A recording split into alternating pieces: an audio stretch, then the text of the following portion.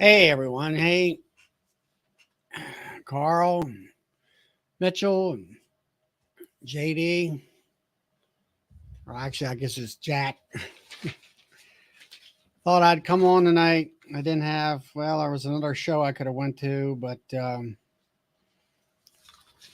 I decided not to.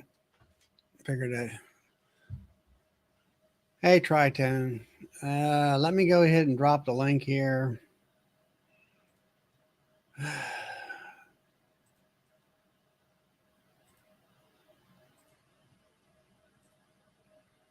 And the link is dropped.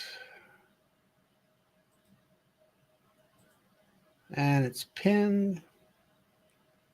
Hey, James, are you still traveling? I know you're across the border, but you had a lot of icy snow or roads and stuff. Hey, Aunt. So thought I'd go to live tonight. Didn't have a whole lot to do. See if anybody wanted to chat and everything. So it is. Well, we'll do a weather report. It's 43 right now. It got up to about 50 today. 2 hours and 30 minutes to home. So you're still going, huh? Hopefully the roads are not too awfully bad.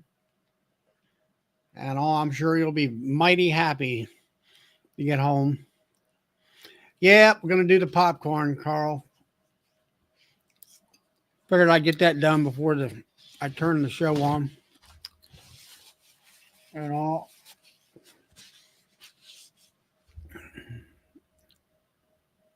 It's good. I'm glad that the roads are bare and dry. You definitely don't want to get all the way there and mess up any kind of machinery. So that's good to hear. I'm glad to hear that, James. So anybody wants to pop in, give me so we can have somebody to talk to. Appreciate it. But so the bees didn't really do too much flying today.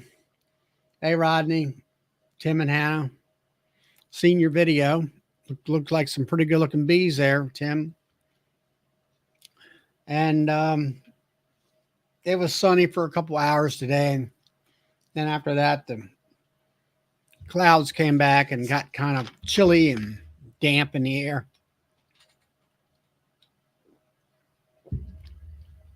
So I didn't do anything in the bees, that's for sure. Didn't really need to anyway. By giving dancing lessons? No, not doing that. We did do a little bit of dancing last night. Not much. There's James. Hey, James. Can you hear me? You betcha. Figured we'd pop in here and at least say hi. Yeah, well, that's good. So you're 2.5 hours away from home, and the roads are decent. Yeah, well, three and a half hours. So 3.5 hours from home. Roads are good, bare and dry.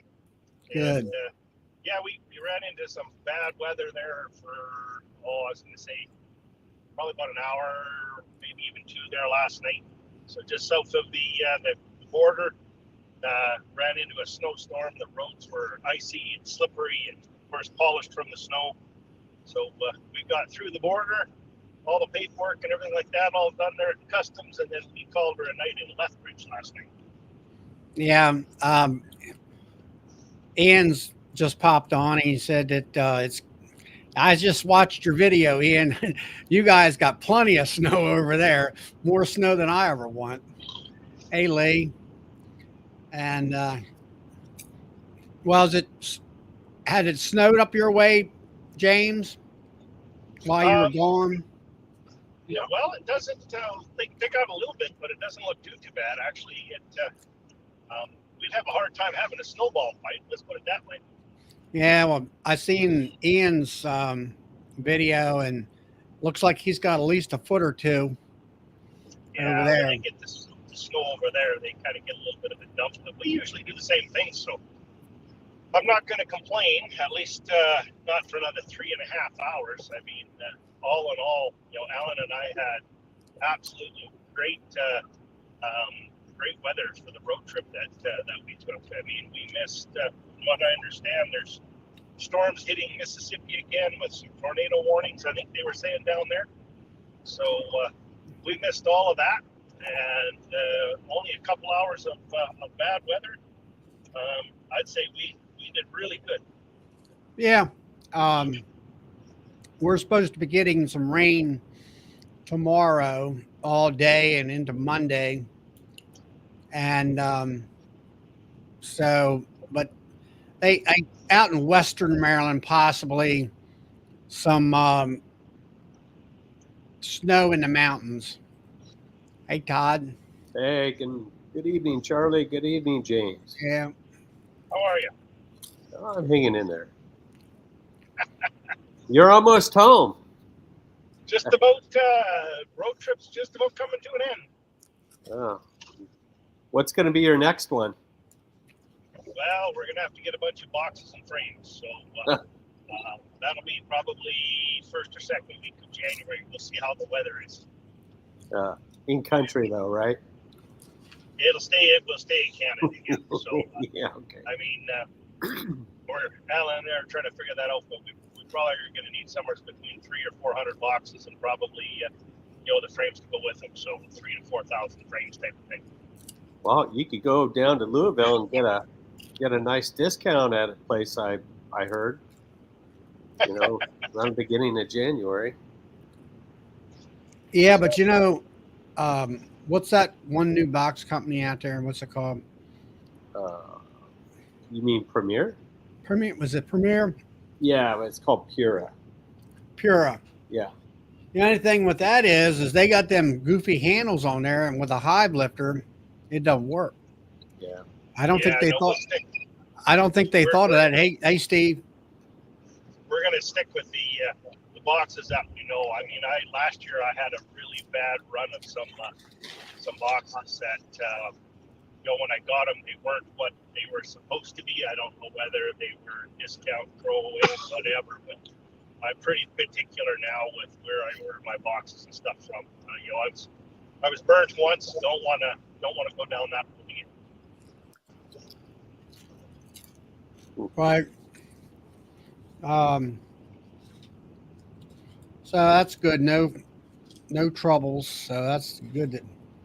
Glad that you're getting back. No, you mentioned that the Toyota dealer seemed a little bit surprised that my truck was due for a service so quickly, but they on short notice they got me in there. They got the truck all serviced up, and we were back out in probably less than 2 hours. So that was pretty darn good of them too. Was that for the oil change that you were talking about, James? For my truck?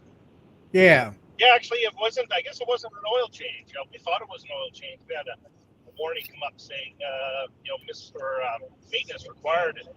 I guess that 5,000 kilometer or 5,000 miles or 10,000 kilometers type thing is the truck's due for its first service. So we stopped in and they went through the truck from one end to the other. Nice, clean bill of health. They topped everything up and rotated the tires for me, and we were back on the road. That's good. That's good. And, so what have you been doing, Todd? Anything? I had 9 more triples I broke down into doubles, and then I got suckered into tractor work at the farm, so I've been out there most of the day. What'd you do with the tractor? Oh, they were cutting a bunch of trees up and stuff, and so what I was doing was taking the bucket and pushing them down the rows and then getting them in a big pile. What were they, trimming trees, with brush and whatever? They had some dead trees, and the best way for them to do it where they were at was just cut them out. And the trees out there, they're old, and so they're suffering. Some of them are suffering fungus death, and then there's ground squirrels that will dig right at the base of a tree and go straight down and screw up the root system, so that kills the tree. So, but anyways, the guy out there needed help, and I said, okay. I said, I'm not going to cut. I'll push. He goes, all right. So Yeah. I did that Hey, for 4 hours. hey Keith. And all. Yeah. So, um, But that's about it. Nothing going on. Another good flight day, so I'm getting more panicky about feeding. I have a toad out there. They haven't even touched it. So there's something blooming out there. I smelled it this morning. Well, it's not on the farm. It's in the area. It smelled sweet. There's something going on. I looked at the eucalyptus trees, and they're flowering, but I don't ever remember smelling sweet eucalyptus trees. It usually is, a pretty strong smell. It's not sweet. So I don't. well, Maybe someone was baking cookies all day. I don't know, but they're not touching the. They're not touching the tote, and hey that's all I Tim. know. So yeah, Hey Tim. Well, maybe, eucalyptus tree. What do they do with that? Is that take the sap or something to make eucalyptus oil? Or? You got me. I don't know. I do know if you cut into a eucalyptus tree, that you lay down the log, it'll start. The sap will start coming out of the wood. Cut. Maybe they tap it like a maple. I I don't know. Who knows? But I do know it doesn't smell sweet. So that stuff's coming from somewhere. I have no idea. Yeah. So what's Tim up to? man, we taking it easy, waiting on this weather to get in here. We're gonna catch it here in a little bit, but Well, you can. I know that James was talking about tornado type stuff or what? I think it's gonna kind of lay on down on that end by the time it gets to us. But I know folks up in northern Mississippi, Tennessee, and Kentucky, they going through it right now. Mm-hmm. Mm-hmm. So are you getting rain right now, Tim? No, sir, it's just hot and humid. You can feel it just pulling that Gulf air up into that mess. How hot is it? It was 78 today, so it's probably every bit about 74 right now. Wow. What'd you Everything say, down there James? was hot and humid. I was just saying everything down there was hot and humid. Yes, sir, it is. Yes, sir. Yeah, I find that kind of amazing that it's it's been cold here, cold and well that rain is coming in the air. You can feel it in the air. It's damp air. This afternoon, after about 2 o'clock, the sun went in. Clouds, came in, and it was kind of that real wet, cold air. And bees are all inside the hives. They just like forget this. So, But it's supposed to be 57 tomorrow, so 20-degree difference in 12 hours, 16 hours maybe. right. Well, I'm glad we got out there. Y'all Lisa, make it on home, James? Well, not quite yet. We're getting there. So just over 3 hours home here now. So. Oh, y'all want a short haul now? Yeah. Well, the sad part is this part of the trip we do all the time. So it's the most boring of the whole road trip. Is this last 4.5 hours? Lee says it's 80 degrees F, 26 C here at his place today. Well, if anybody's wondering where we're at, we're we're in a little place called Marathon. So that's in between Edmonton and Grand Prairie. So we are just pulling into Marathon. So I'm gonna look on the map here. Are you like north of Calgary? Oh yes, yeah. So if you go north of Calgary, you'll see Edmonton, and then start going northwest of Edmonton, you're going to see Highway 43. on Highway 43. You're going to see a little place called Marathorpe, and then it'll go Whitecourt, Fox I Creek, got Edmonton. Valley View, and then take you up to Grand Prairie. I see Grand Prairie. White Court, you say? That's where we're headed. All right. Yeah. So we're just about this between Whitecourt and Edmonton is where we are. You'll see a little place called Marathorpe. Terra Forks. Marathorpe. Yeah, Marathorpe. Mary. Oh, there it is, Yeah. Marathorpe. Yeah, I see it. I see it. Yeah, you just went through. Bring it up, Charlie, so everybody can kind of see where we're at. They know where we've come from. Maybe they could see where we're at and where we're going. I don't know how I can do that. Not really sure no how big I can deal, do you that. Bob would be on the chat. He could do that. I don't know much about it. Unless Lee can kick in.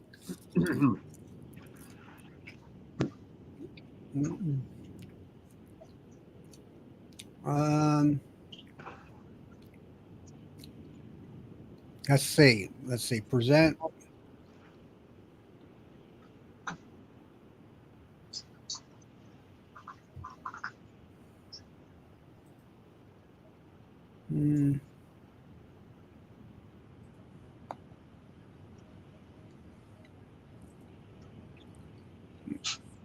Let me see if I can figure this out. Oh well. But yeah, so that's where we're heading. We'll Okay. head home there tonight, and then we'll figure out. Tomorrow we'll get the equipment and stuff like that put away before Christmas, and that'll probably be it until after Christmas. All right. I'll see what we can hold on. There's to that. Wow. I don't know if I can.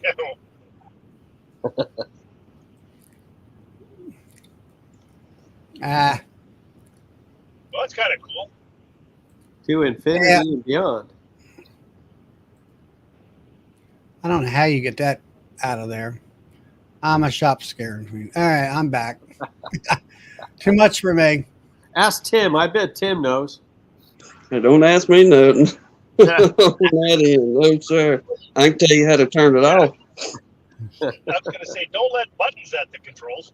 No. Oh my. Well, we'll be able to listen to you, but we're going to hit an area here where the cell phone service isn't very good. But we'll keep listening if we can, and we'll pop back in maybe when we get to Whiteboard. Don't just Okay. All right, James. Good to hear from you. I'm glad everything's doing well. All right, we'll talk to everyone later. Righto. Yeah. See you, James. Hey, Brian. And Tom. Who else out there? We got Tar Heel. And Keith. I don't know what I mentioned. And then Joey.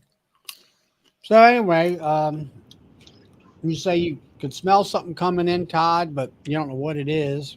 Wow, no, there's a sweetness in the air. I don't know what it is. So, Well, I mean, they're flying. So you've left a lot of honey on there. So I don't see where your concern is myself. I mean, it sounded like to me you got plenty to go. yeah, and they're still bringing some type of nectar in. I don't know what it is. I mean, this is all, new for me in December. I don't know. There goes Tim. Yeah, he froze and then he just dropped out. But yeah, it's kind of interesting. I don't know. I should taste it, see what it is, but probably. I don't know. Here he comes. He comes back. Hey, Catherine. And there's Brad. Hey, Brad. Catherine's up in Northern California. Yeah, I know she's a new up there. Well, I don't know just where, but yeah, I know she was from Cali. Mm-hmm. All right. So I was watching your video there, Tim, and you said you hadn't been. Is that a good ways from your house, them hives at that cattle ranch? About 4 miles south of us. And 4 miles? yes, sir. Mm-hmm. And like we had mentioned, I think we mentioned in the video, we went in there early spring, getting him ready to start the you know, the flow coming on, and we pulled everything off in the spring so we can make room for this year. Well, that's the only thing we done out there all season long, was pull what leftover honey he had from the fall. And we stuck some supers on, and between us and him, we would call, hey, you know, we'll come over Saturday. Well, Friday evening would come, either he'd have something to do or we'd have something to do. It just seemed like all season long, even just him being right down the road. But finally got over there today, told him, made a point, so we're going to be there today no matter what. And man, it was quite the surprise whenever we started opening them boxes. But it's just that one that don't know if she's going to pull through very well. But Was that them other, a little bit of water in it or something? yeah, what it is he's got them sitting on some tires and rims and a piece of 2x12, Mhm. and just over time, that one heavy hive really, Like a solid kinda bottom got- that kind of went backwards. yeah, so that's what it done. Everything just gradually starting to lean on back. But we grabbed a piece of, I just had some dog ear fence board. We just shoved that up underneath the backside of everybody and got them leaned back forward. And we're going to get over there and get it set up on some cinder blocks and get them off them tires. But it, yes, sir, can't give it all away this evening because we got to have a little something to talk about tomorrow. But it just super surprised at the fact of ain't nobody been in there and fooled with them bees, and how well they performed and how good, which granted too, you know, all the comb that was put in there for them to fill for springs had already been drawn out. But it wasn't a mess in there really. Don't get me wrong, you had some burr comb and stuff here and there, but it floored us whenever we started busting all them colonies open and seeing the numbers up in there. And like I said, we're 4 miles apart. Good. Thought she was going to jump on. She's getting dinner ready, but maybe she'll be on in a minute. Okay. But she, Hey, Hey, Hey, Todd. I want to. we're having to feed pollen sub right now. We just noticing we're getting into the, you know, the dearth of everything. And man, 4 miles down the road down here, y'all, they bringing in just some beautiful yellow pollen from somewhere, just by the truckloads, it seems like. Them bees pulling it down there for whatever reason. We're like, you know, come on, y'all, we're feeding right down the road, and you got these colonies here that are just bringing it in by the truckload. But And it was incredible. I don't know, it was a great day. We had a good time cutting up, carrying on, and especially when my old buddy took off with that frame. He said, I'm taking this to the house. Yeah. Yeah. It was like a kid in a candy store with the honey frames when he saw them.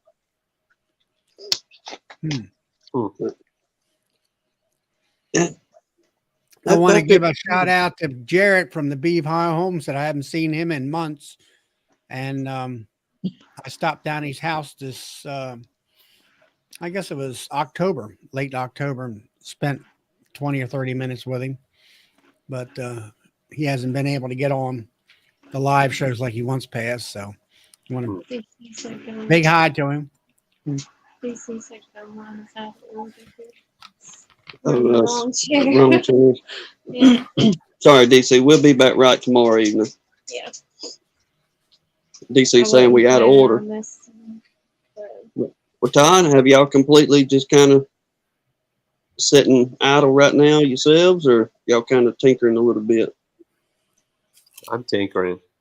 Well, I still have bee work to do. They're still flying pretty good, so you know, I'm waiting for the rains. It hasn't even started raining yet. So Oh, y'all ain't been getting any of that stuff coming up? not this year. Oh, wow. Nope. So it, you know, it rained 5.25 inches last year in December, and it's rained 0 here so far. This El Nino hasn't shown up yet, but it is warmer, so the bees are flying every single day. Yeah. I was shocked at how hot it's been the last couple days here. hmm It was 78 degrees here on Wednesday.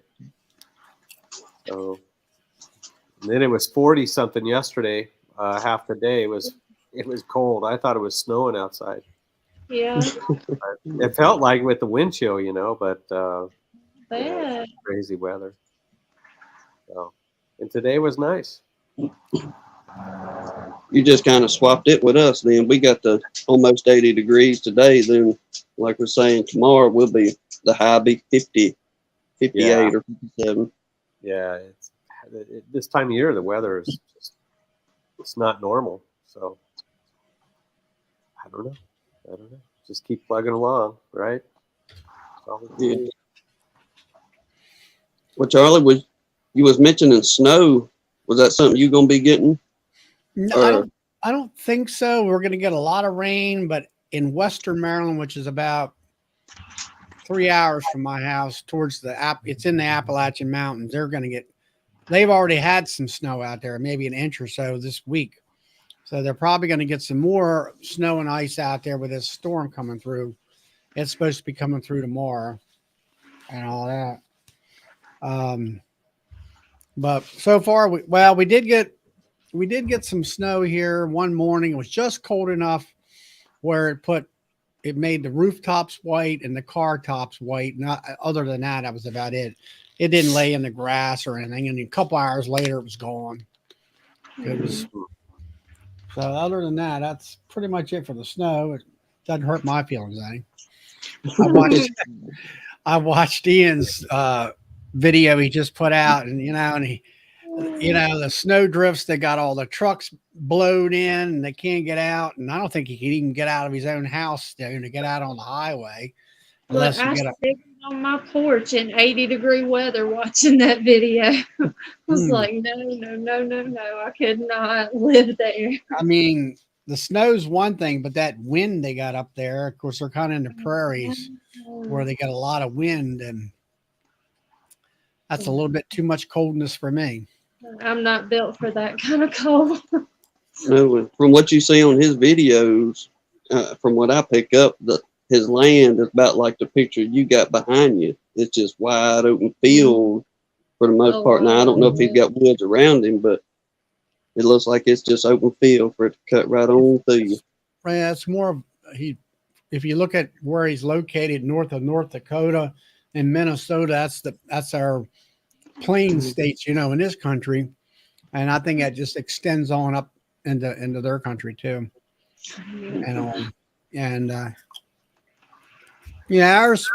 Our ground behind us is pretty flat. Now, if you go down the road a piece, then it starts going hilly and all that kind of stuff. So, let's see.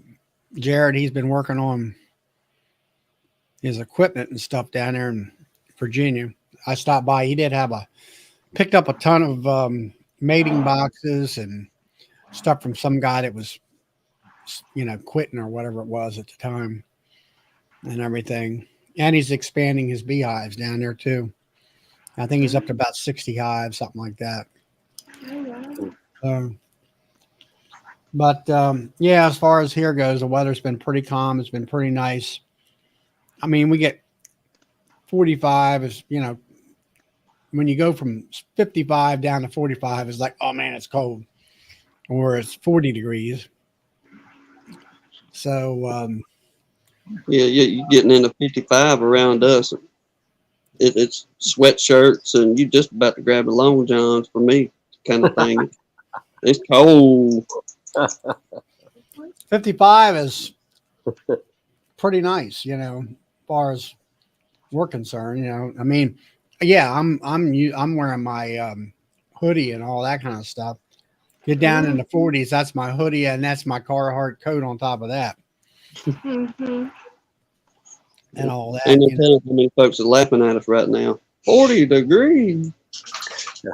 If it goes below 70, I'm asleep. So, That's like when I watch Brad on there and he's talking to where it's 40 degrees and he's in sweatpants, no coat, no hat on.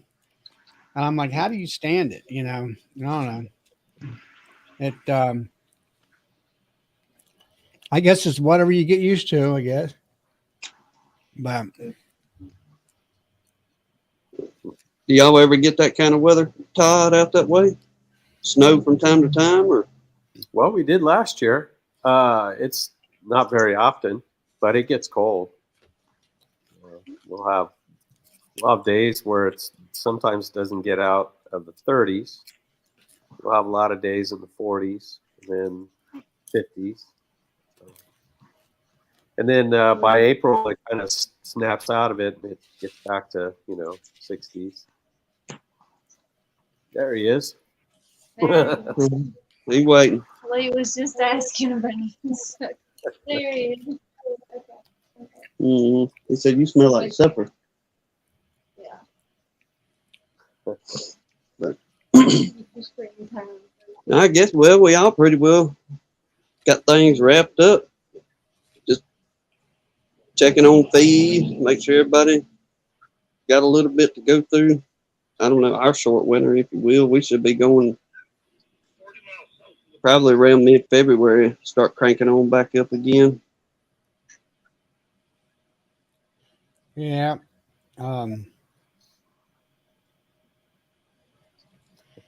James sent me a video there showing the roads up there, but it's looks like I think it was closer to the video or the border where the so darn much snow and everything was.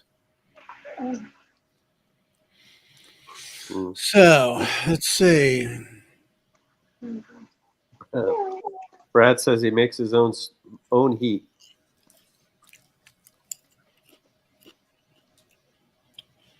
So let's see. Stone River honeybees.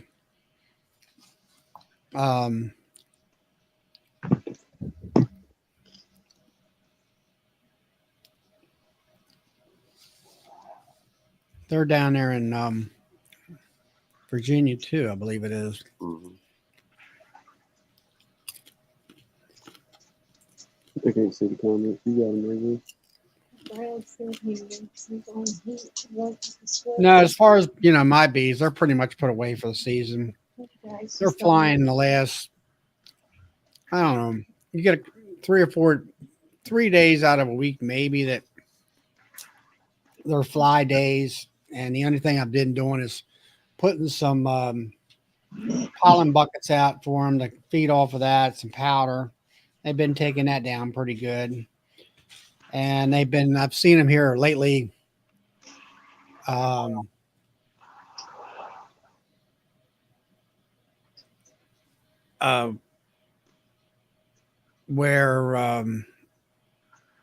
I don't know. I've looked into some of the highs where they're not really making any brood. Some of them got a little bit of brood in there, and I figured, well, give them a little bit of pollen. I didn't see a lot of pollen in the frames around where they had it, so I figured, well, give them something to eat, so something to maybe help that brood, gain momentum and hatch, keep the bee population up. So that's pretty much it for us here. Do you load them up with pollen patties during the season, or just kind of whatever they I don't have any patties right now. I'm not a real big patty. I bought some years ago from Man Lake, like a 40-pound box. Finally got, come about mid-February, the maple trees are blooming, so they won't even touch that stuff. And I'm like, well, we don't need it. We got a lot of pollen in Maryland. And then I bought 10 pounds of that Apis Biologic, the patties they had at Hive Life. And I used that this year more so in the nectar dearth, late fall, or not fall, but late summer, when a lot of pollen's not out there. And Sorry. And they seem to take it. So I figure, well, maybe I'll keep some on for that. And maybe if the weather's right, maybe in very early February, throw a piece of pollen in there and see what the bees do with it. Eat it up. And all. Have you using? Let me ask y'all this: using the apis that mixes in with the pollen sub, instead of doing like a pollen patty, have y'all just done like a dry mix? And all right, look, throw you this dry mix with the apis in there, or it's just kind of best to maybe do the pollen patty. Yeah. I bought the gold the global patties. One thing I have done, and it might be a good idea, is that like when I was raising queens, I'll take pollen powder and with some sugar water and mix it up into a slurry, kind of like thick pancake batter. And then I have that in a jar, and I'll take a knife, or not a knife, but a fork, and just kind of drizzle it along the top of the frame bars. And the bees will come up on both sides and just start sucking on it and eating it and everything. And it promotes, between the pollen sub and of course it's got sugar in it too. And they like that too. They eat it right down within a day or so. So I don't know where that will, I would think would help boost them with their brood rearing and things like that. So you just mixing it up to, like you say, a good pancake batter mix, and just somewhere when you drizzle it on there, it just kind of sits there. It doesn't drip off. It's not really running. It just kind of, it's soft, but it kind of stays right there. And I did that when I was raising my queens, that I would put a pollen frame next to the brood and put a nectar frame over here. And then I would add that on top of the frames along with a quart jar of sugar water with apis in it, and to give them as much feed as they want. They had more than they could possibly eat, and that's what you want when you're trying to raise queens and all that. We need to try that, because the last few years we'd make pollen patties, and we'd have enough a cookie sheet basically is what we'd make, but still that would be almost too much for us as far as putting them on, because having to deal with the blasted beetles, we'd only have to be able to put a small amount so far until they eat it. But I like that idea. Just make a little old batch, small batch at a time, and go out there and just throw on them. Now, you're going to make a patty, or you're going to make that slurry? Would you like to?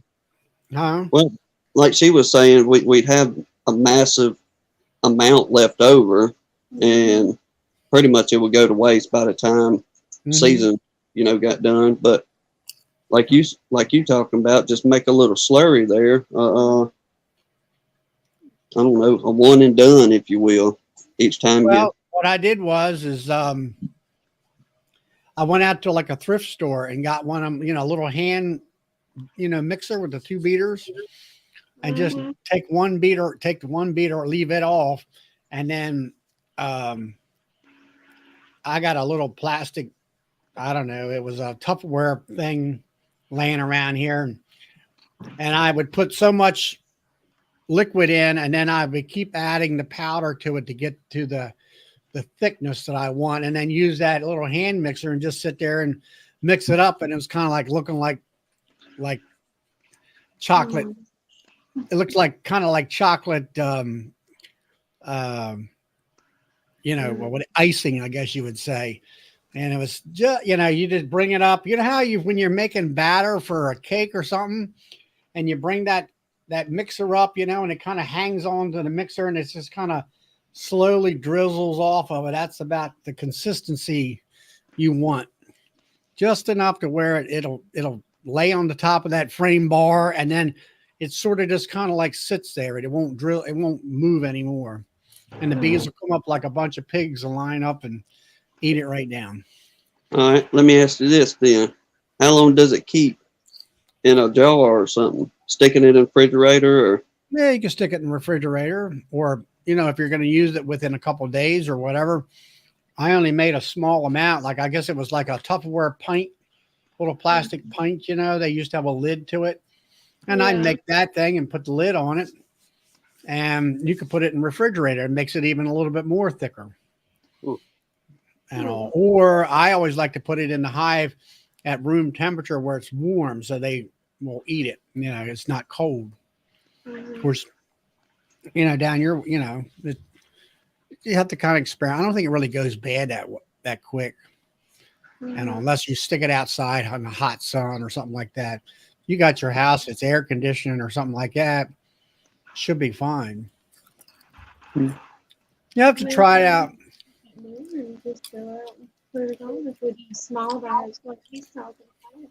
Well, what I'm thinking is like get them, just say for us or somebody that's, mom and pop is the way we like to call it, but you just got a handful of hives, if you will. Just mix up a little jelly jar and do just like you talking about, find a small. You sit there and just pour it. Yes, you might have to have a little something to kind of rake it out because it gets a little thick and all that. But sure he can find a jelly jar or something with a wide mouth to it that you can, get it all out, or a piece of, I always like to say, I got this little piece of Tupperware. It's about 6 inches tall and it's about, 4.5 inches squared. It's got a little Tupperware lid to it. You can buy a little something like that. Keep it in that. I really like that idea. That'd be perfect, for us to just go throw a little out there. Now, I will say we've been kind of tinkering around, and our hive beetle, which we know is getting late in season 2, so the hive beetles are slowing down some, but y'all, we ain't seen no hive beetles in a minute out there in the yard, thank goodness. But we were kind of afraid. We've had this one colony that was poisoned earlier, about 2 months ago now. And the last time we went in them, we couldn't find the queen. There was 0 brood. It just hopelessly gone pretty much. So we kind of just letting nature take its course, because not going to come by them, anything like that. They've been so small then. But just to see what happened whenever we got back meeting Bob and them down there, we had put a piece of that strong microbial in there, the Appy tablet. Then whenever we got that new bucket of pollen sub, I probably put, 2 double spoonfuls of pollen sub. Just about almost a handful, we'll say. Now, is that a powder? Or is that the cakey stuff? It's the powder. Okay. And went out there yesterday, and it'd been at least 2 weeks since we even cracked the lids on anybody out there. And I was expecting to see, at least in that pollen sub, hive beetles. So y'all, there wasn't a narrow one in that pollen sub, and I kind of rummaged around a little bit to see if there was even any beetle larvae in there. So you got one of them Man Lake buckets of that Ultra Big? That's what we got. Yeah, just take that and see, what was it? I usually take like a tomato soup can and just take, 3/4 of a can full of that, put it in that little container, and then just keep adding a little bit of sugar water to it and keep stirring it, and, for the thickness of it. And don't get it too thin. If you get it too thin, then you just add a little more powder to it and do it that way. And try that, try to drizzle that on top of it. There was a guy up here in Pennsylvania that showed me that. And he, I don't know, can you buy, caulking cartridges that are empty? There's something on YouTube. I think you can buy them. You can buy some, like some of your paint stores will sell them to you if you're trying to refill or you want to Well, mix your color. he took the pollen slurry and put it in the cartridge, and then he's going down there like caulk right down the line on top of the hive frames. What a bad idea. Yeah. Seriously, I don't feel like could be on something. for real. That's what he did. He just cut a big hole in the end of that tube tip and just squeeze, squeeze, squeeze, squeeze, and he's pumping it right out like a line on the top of that That's frame. great. Yeah, that's smart. I Heck mean, yeah, that's smart. seriously. Then especially you could get some, you could recap it. Yeah. Boom, put it in the refrigerator. Go back out and do it again whenever you're ready. Hey, be careful. Somebody done take that man's idea and run. Lee just put the empty cap from Amazon. There's the link to Amazon to get the empty caulk tubes. I think that's where he got his tubes from Amazon. I know, but there's another idea for you. You could try to, if you put a bead of that down on top of your frames, see whether or not the bees don't clean it up really quick, and you don't have no hive beetle problems. The beetles won't be able to lay into that at all. Mm-hmm. At all. Yeah, you cut you a good size, run off of it, get you a good heavy bead down that thing. That'll cover. You can put about 2 or 3 on, get right down to where the brood frames are and put, like, say if it's 3 frames, put it on 3 frames. And bees will all come up there and eat it. Yeah, that's good thinking. I like that. I never would have thought of that. Yep. But that's really good. And like I say, I bought, you go to the thrift store for $3 or $4 and buy a little hand mixer. If it burns up, you have to watch it. That stuff will get really thick, and it'll make that, if the mixer's kind of about half shot, the motor will start to smell or get hot. You have to kind of balance it out. We'll go buy them. She's saying, please don't take mine and do that. We'll stop at the Goodwill or somewhere and pick one up. We'll go That's buy what, them. I got one for like $3 or $4 at Goodwill thrift store. Mhm. That's Well, the if you way. buy one at Goodwill and you get a few rounds out of it for a couple bucks, and she starts smoking, just keep going till she quit. Mhm. I think the one I got is burned up, but yeah, just mix it. Keep adding a little bit of powder to it and mixing it, and then you can either, like I say, for the first time, just use the container and kind of drizzle it right down on top of the frames. So that should work. J&D said it's very sweet. And if it works for you, then maybe you might want to go to the caulk gun. Hey, Charlie, Catherine had a question about mildewy frames. Mildew. Yeah. Usually the bees take care of that. There's a couple things you could do. You could spray some bleach water on it, but I wouldn't do that. They'll clean it up, in the spring. It sounds like to me that she's got a ventilation problem there. Yeah, she's got condensation in the hives, and generally it's the outside frames that they're not on anyway. So they're not really doing anything on those frames. I would say I guess she's got regular Langstroth hives. And what I found in my hives is I use inner covers with a telly cover. And then I have these blocks. I believe, I kind of measured the inner cover has a little, they have the round rib around the outside, and then it sits down kind of like a raised panel. Mm-hmm. And in reverse. And I think they're 5/8 of an inch thick. Mm-hmm. And they're about an inch and a half wide and about 2 inches long.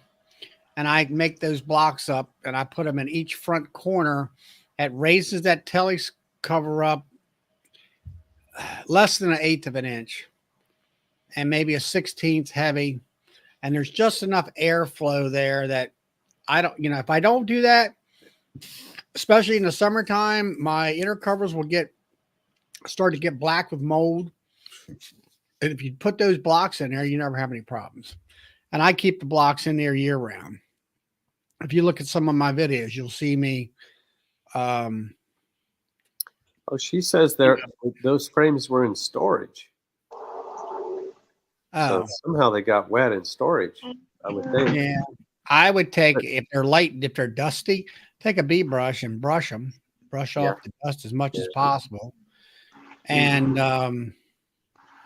heck, wait till spring. If they're in storage, just wait till spring and put them in there. They'll clean it up. So it ain't gonna hurt to dip them in bleach water. No, That'll kill anything in there too. Shake them out good. yeah, because they put droplets of bleach in sugar water in order to give them clean their gut out and stuff. You do you a 50-50 mix, water and bleach, and they ought to be all right on that. Just spray it a little bit or something. Mm-hmm.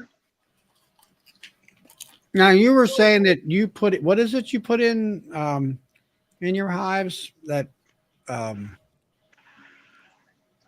forget what it's a green package. What's the stuff that Bob was going to sell? Who? You just mentioned it, Tim. You put some kind of antibacterial or The gut stuff. Strong microbial. Yeah. That's what Bob had got that down there in Biloxi at the Mississippi show, and whenever we went and met him, he'd give us, I think, 2 or 3 packets of it. And Is that it's the powder stuff? No, that's it's like a sugar brick, if you will, or fondant sugar brick. Mm-hmm. And we just cut, I don't know, a couple. It was maybe 2 or 3 inches wide, and by the width of the whole package, which I think them things fit up in a gallon freezer bag. Right. And they got the Apis Biologics mixed in it and some other essential oils and things like that, kind of, I guess, give you a little bit of supplement in there. But they seem to be pulling on it pretty good too. I was wondering, did you see any positive outcome towards your bees, the way they act or where they grow, or is it too early to figure that out?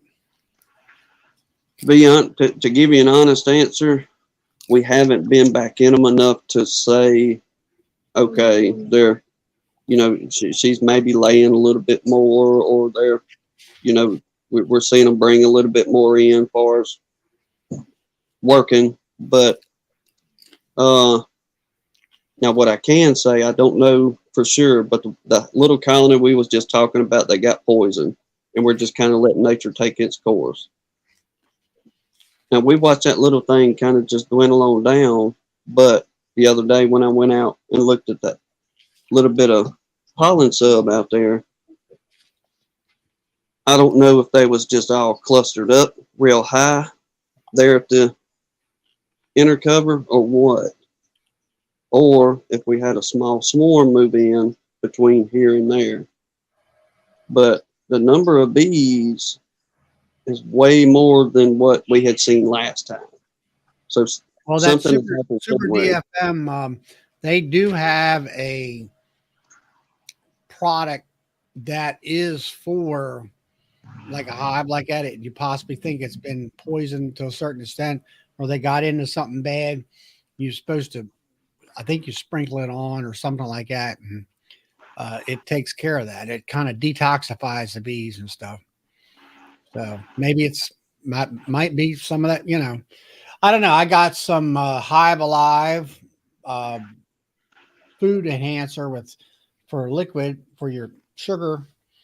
And I don't know. I used it. I mean, there wasn't really enough time, I don't think, to give a really good, to see anything major happening, I guess you would call it. And now, like last year, I put the Apis biologic in feed, and then this past spring, I seen a huge difference in the amount of bees in my hive, the amount of brood in my hive. I got 3 mediums. Usually 2 mediums is where all the bees are at and the brood are at, and the bottom box is empty. This spring, there was bees in every box. There was brood in every box, and there were more, and I was overflowing with bees. So that I can definitely tell you that's worth all the money it is as far as buying that. Yep. As long as you can, what would you say, be on top of it, because they will swarm on you if you don't get on top of it, because they're there ready to go. Charlie, what's on we had a little pamphlet around here somewhere, but what they got on the package in there? That's a fondant, I guess it is.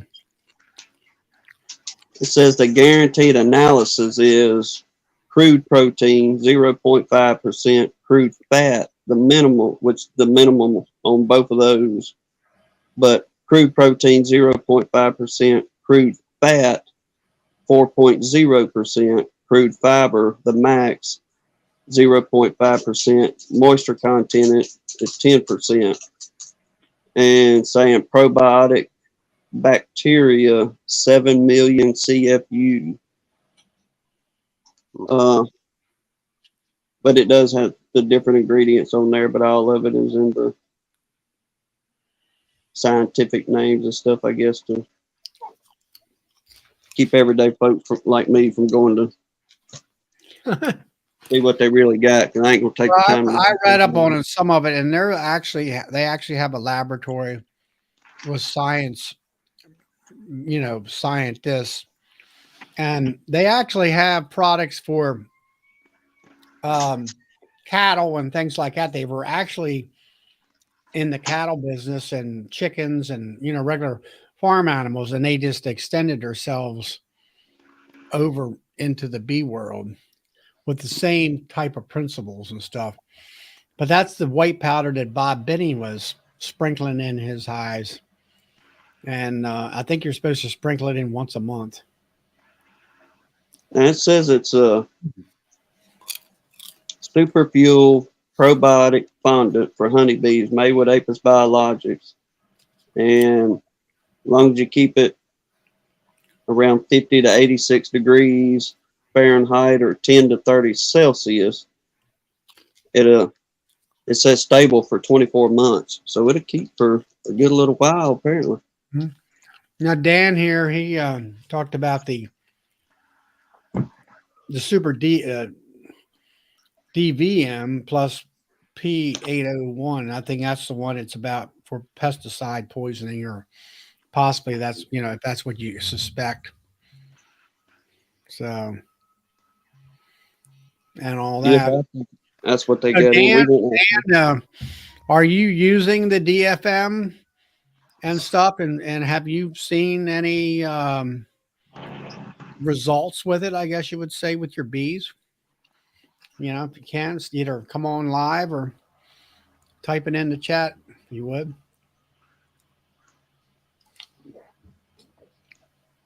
Now, I often wondered, there's so many, I'll call snake oil salesmen out there. It's like they want you to spend your money on all this stuff. And is it worth spending your money on? It's, when I first started, you had Fat Bee Man. He talked about tea tree oil and tea tree oil and, like using lemongrass and peppermint and some other ones. One of them smelled like licorice. And I did do the tea tree oil for the winter feed. And I never had any eczema or any gut issues per se with that too much. The 1 year I didn't put it in, I did have some, but it seemed like everybody had gut issues at the time. So I don't know. I got to the point where, you're spending hundreds of dollars buying all these oils, and I just quit spending all that money and Mhm. all that. Well, like I said, there's so much out there, but what really works? I mean, imagine there's some stuff that truly works. Like, we seen the difference in the apis. Everybody that used it last year pretty well seen the difference coming into spring with the apis and all. So we pretty well say that product does something to help the bees in a good way. But we done it too, looked around, and you got the oil on this and the oil on that. And brother, like you saying, you go to start pricing some of them oils for a little old jar. It don't take long to get into $100 bill. Yeah. Hey, hey, shout out to Hillbilly Earl. Good to see him back on some of the chats. Yes. Hey, Say, hey guys, Earl. I gotta check out for a little bit. I'll try to jump back on here pretty quick. All right, Todd. All right. Good to Take see you. care, pal. See you. Yeah, I don't know. It's like you say, there was quite expensive, and a lot of that stuff. And when I first started, was not really proven, I'll say. And I really didn't see any proof in my own investigations of it. But hey, Hillbilly, and so I just kind of cut all that stuff out, and like I say, here recently, the only thing that's been, I'll say the absolutely positive, is beneficial for your bees, is the Apis biologic.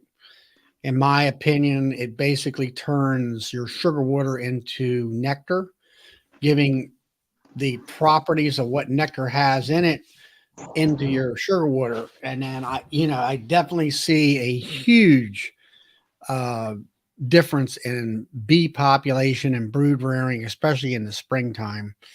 And that was something that this spring, when I was trying to do some videos about single brood chamber,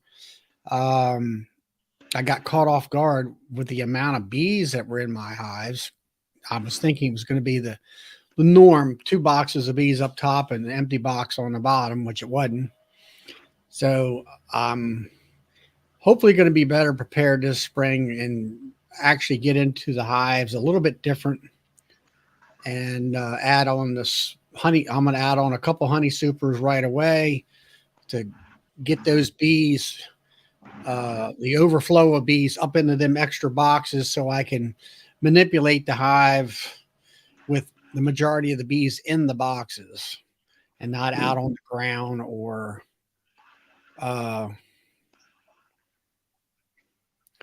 all that. So that's what my plans are this coming year, since I know what that kind of stuff does. And I used to do Honeybee Healthy, which actually Frederick Dunn had a experiment that he did, I'm going to say at least 6 years ago. And he put out in a feeder straight sugar water, Honeybee Healthy mixed in sugar water, Bee Pro, I think it was, from Man Lake, which is like Man Lake's equal to Honeybee Healthy. And he had it mixed up where, it wasn't all in the same pattern. They had mixed patterns. So, you kind of like a blind study type of thing. And, yeah, James, single brood chamber management. Yes. That's the key to high honey production. And, so anyway,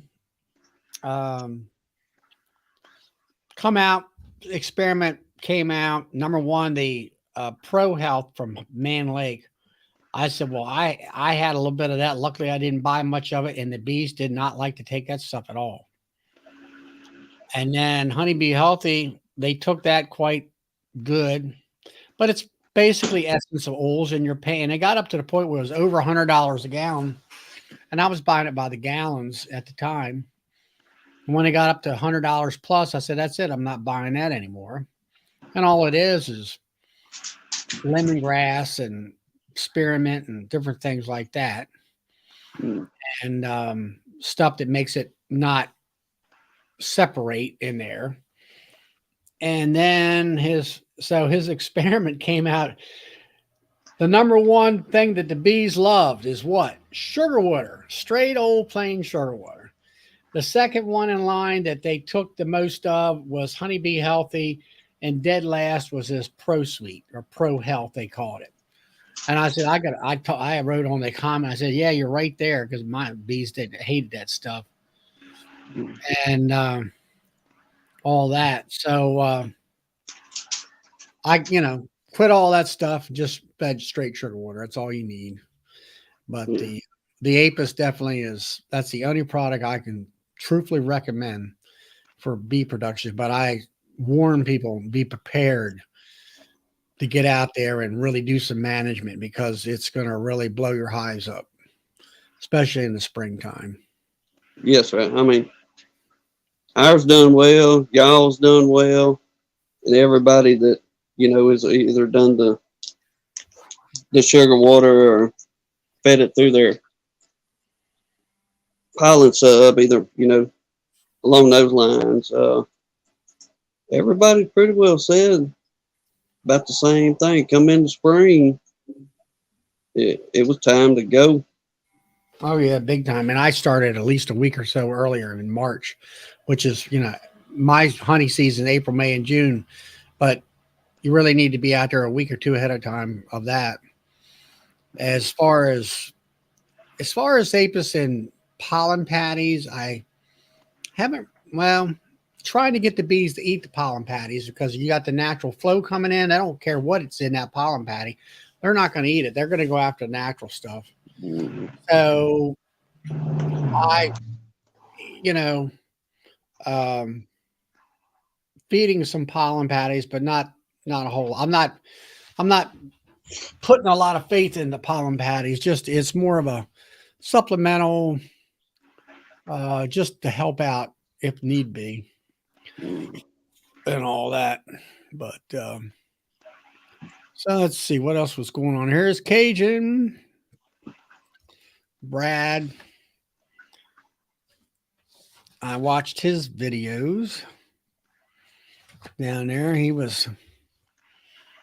had some different hives with some Appy tablets and stuff like that. We got a few of those on. Put some out here on ours. Then today we had taken and put, I think, 5 or 6 on what he had out there. Just told him, said, if they eat it on up, so be it. If not, we'll snatch it off come spring and let them get after it. But just curious to see on that end the supplemental value for what comes out of that product as well.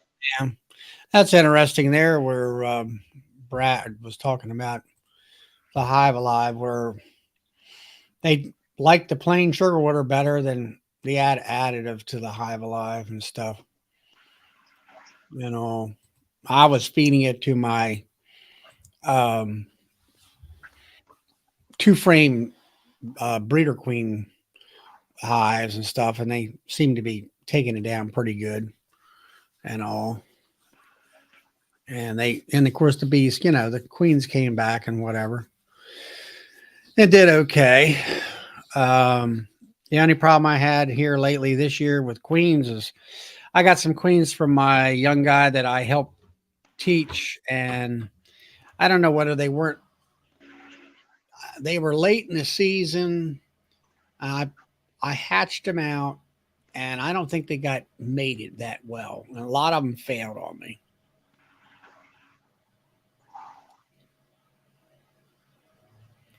I wonder if you just had a piece of that bad season like us.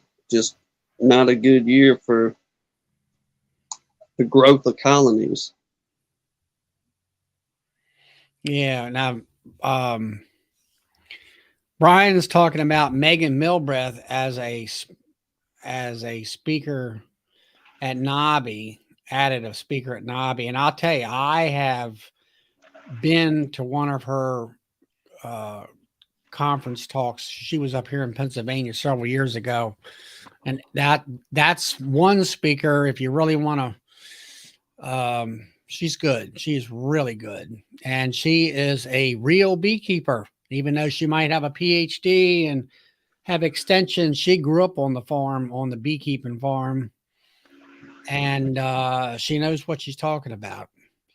And she does a lot of queen rearing and breeding and stuff like that. And but her dad was a beekeeper, and she's been in bees ever since she was probably about 8 or 10 years old.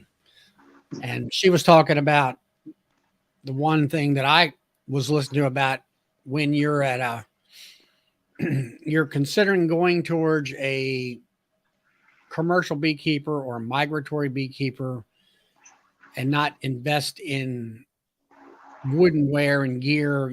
If you know you're going to do that, don't go with telescoping covers, because you're going to want to get rid of all that kind of stuff, when you do that, when you jump into commercial and stuff. But she's an excellent speaker.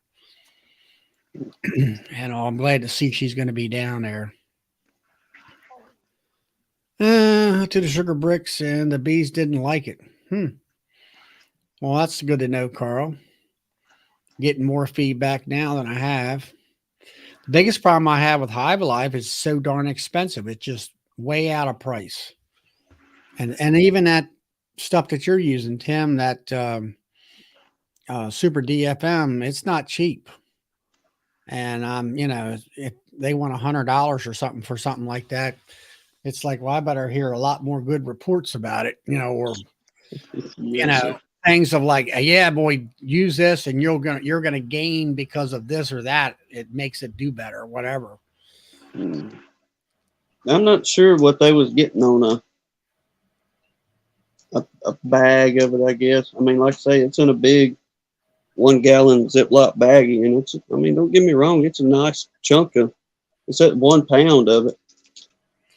Yeah, it's fun, but it's just fun. I went, our club will buy fondant in 50-pound blocks, in a big old box, and I find it to be sticky and messy, and have to take like a butcher knife, like a serrated knife, in order to saw big slabs of it off, and then put it on not wax paper, but that other kind of paper. I forget what they call it. Anyway, put the paper between the layers so you can get it off and put it on your hive. And then it gets hard if they don't eat it fast enough. So I just found it to be more trouble than what it's worth. And it's too expensive to buy it already pre-pattied. And so I have went away from that, and I went back to my sugar making machine, and I just feed them sugar. And I'm going to do another video here on how to make sugar bricks by using a sheet cake pan, and a little bit of water, cup of water, 10 pounds of sugar, a tablespoon of white vinegar, and mix it up with a paint stir stick on the end of a big corded drill, 1/2-inch drill, 3/4-inch drill. I don't know, one of the big belly, I call them belly drills, with a handle, and you got two handles or bars sticking out sideways, cross drill. Mix it up in a bucket, and then put it in a sheet cake pan and level it out, and roll it down with a rolling pin, and score your size of your patties that you want, and let it harden up over 2 or 3 days, and about 3 days or so, as long as it's a warm area. And then you can I put about 1.5-inch shim on the nukes or wherever, and just put the sugar patties right down on top of it, and they'll eat it up. And the other thing, now, you were saying you were putting powder. Did they eat the powder off the top of your frames, Tim? They went to the edges of it, I guess. Best way to explain it. They haven't went up. You can still see that little mound, so it's like they're pulling off the edges more than anything. But they're not taking it like I thought they would, especially with that small amount we put in there. But it's still taking them a while to, I guess, take it down. Yeah. Cajun Anything. says he's making sugar bricks is cheaper to make. And I said, yeah, I can make, I have I forget what the dimensions of my sheet cake pan. I'll say it's 16 inches wide or something like that by 2 feet long or something. And, I can get, I think it's like 15 or 16 cakes off of it, like a 4x6 cake. And, the only other thing I seen was somebody was on the internet here. They added some pollen powder to it when they were mixing it. And I said, oh, that's a, now you have yellow looking sugar cakes. And I said, that's a good idea too.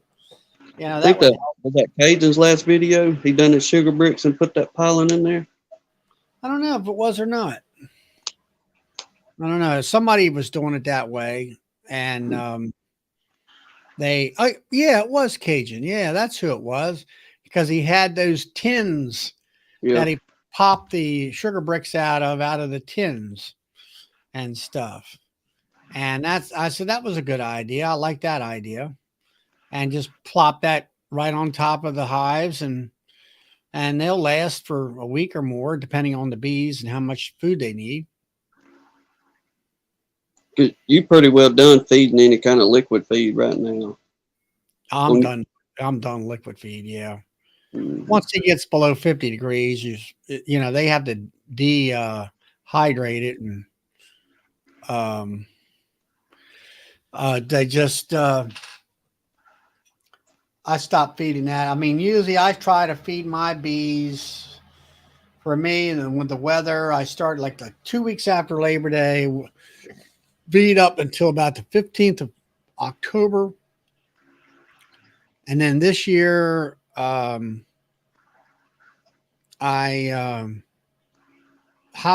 leapfrogged my feeders, where if one hive quit drinking it and the other hive sucked it down, I took the one off that was still filled with sugar water and poured it into the one that kept sucking it down, and then took the feeder off of that hive because they were full. And that it took me about 2 weeks. I got pretty much all the feeders off, within. Actually, that's the weekend that it was at the end of October. I went down there to Jarrett's house in Virginia and came back that weekend. And the last one feeder that had just a little bit of sugar water, the bees took it all down, took that hot feeder off. And I was done. And it works for me. Biggest problem I find up here, one of the clubs north of me, is I asked them about it, and I said, do you actually expect a fall flow? Well, sometimes they get it and sometimes they don't. Well, then why assume that you're going to get one? Assume that you're never going to get one. And I've got these spotted lanternfly bugs that came in from up in Pennsylvania, and they excrete sugar water they suck it out of the trees. When they get done processing out of it, then they pee it out basically.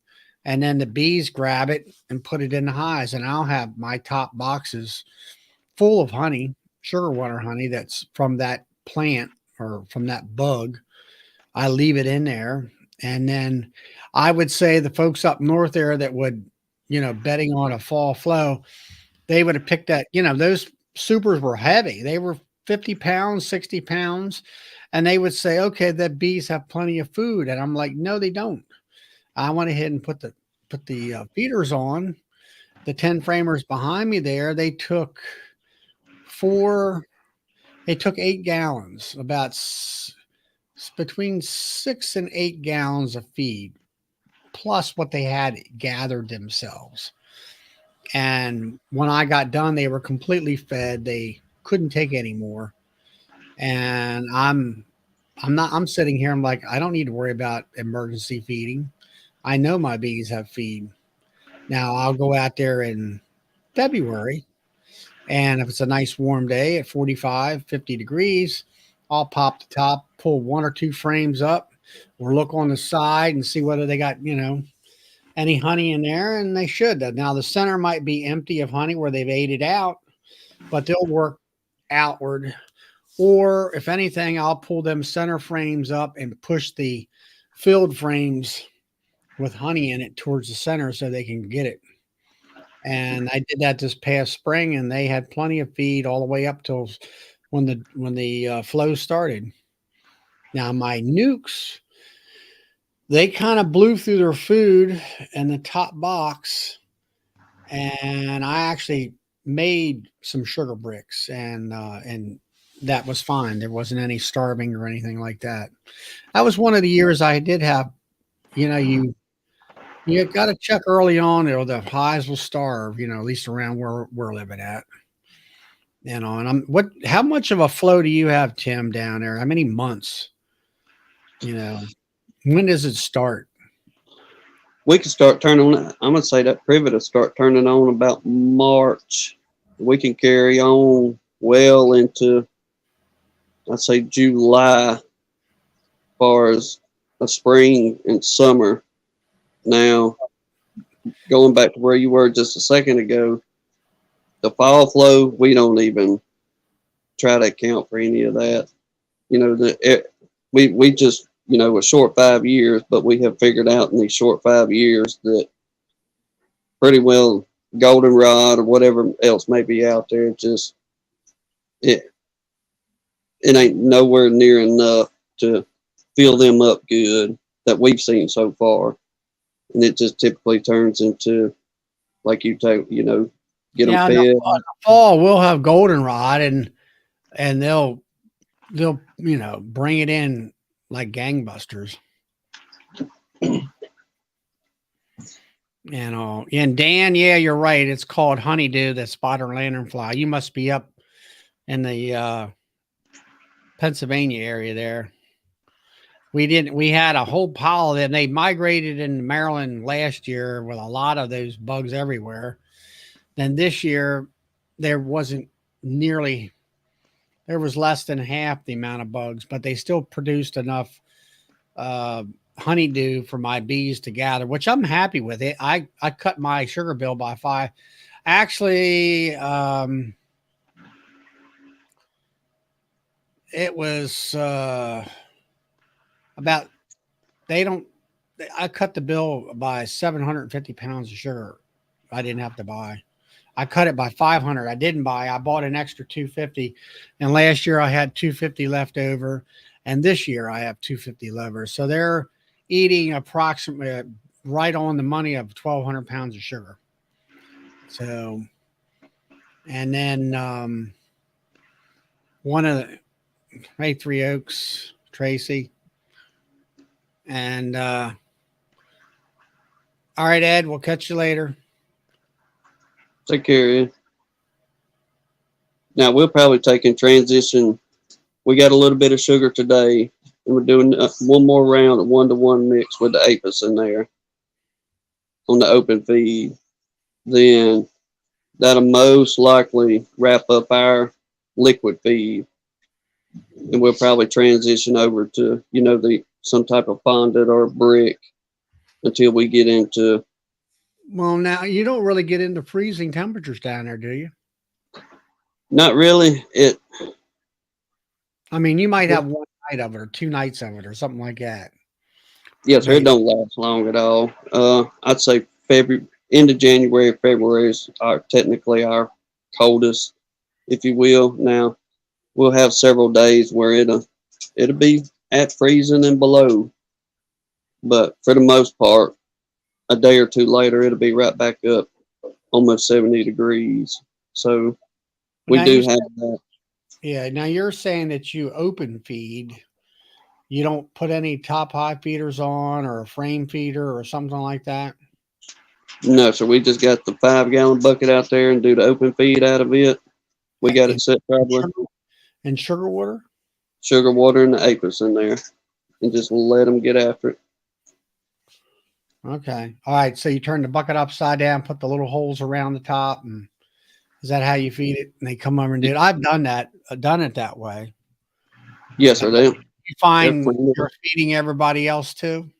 Whoever wants to come in, it's an open plate, if you will. Y'all come on and get what you want. We tried putting jars and doing all that stuff, and it just got to be too monotonous or aggravating, however you want to put it. But we said, look, we can do a bucket, set it away from. We got about 50 yards away from them, and whatever here in the yard come gets it. Then, last year and year before last, we could watch the bee lines.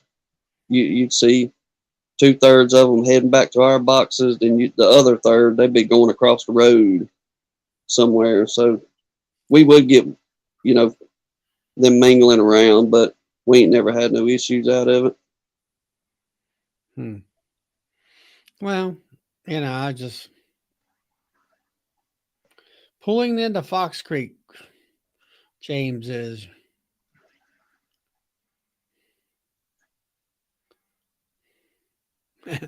And we need to go for another 2 hours so he has something to listen to.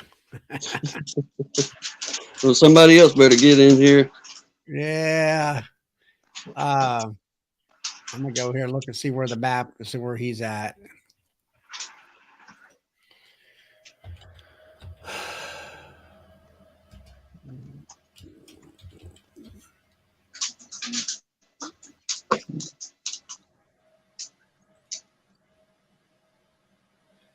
Well, he's a good ways away from. He's around Route 43 up north. I can't find Grand Prairie.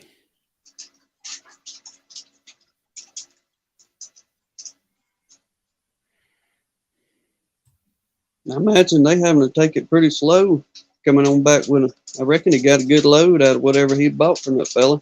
He bought a complete extraction line with a wax melter and a wax spinner. And there's Grand Prairie right there.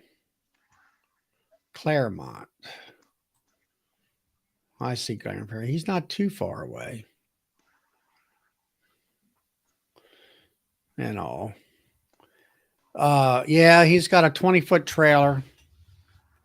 And the roads are good. Last night was when it was really bad. I think they stopped and, black ice and all that stuff and said wait till the next morning, which was a good idea. Yes, sir. And all that. So, but now he's got a nice looking, it looks like Ian's extraction line is what, look similar to his. It's a 60 frame with the uncapping machine and where it catches the frames as they're coming out with a double track, and like I say, there's a wax capping spinner that it's a Cowan made, and then there is a wax melter, I'll say, and it's a wax melter and something else. It's a dual purpose thing.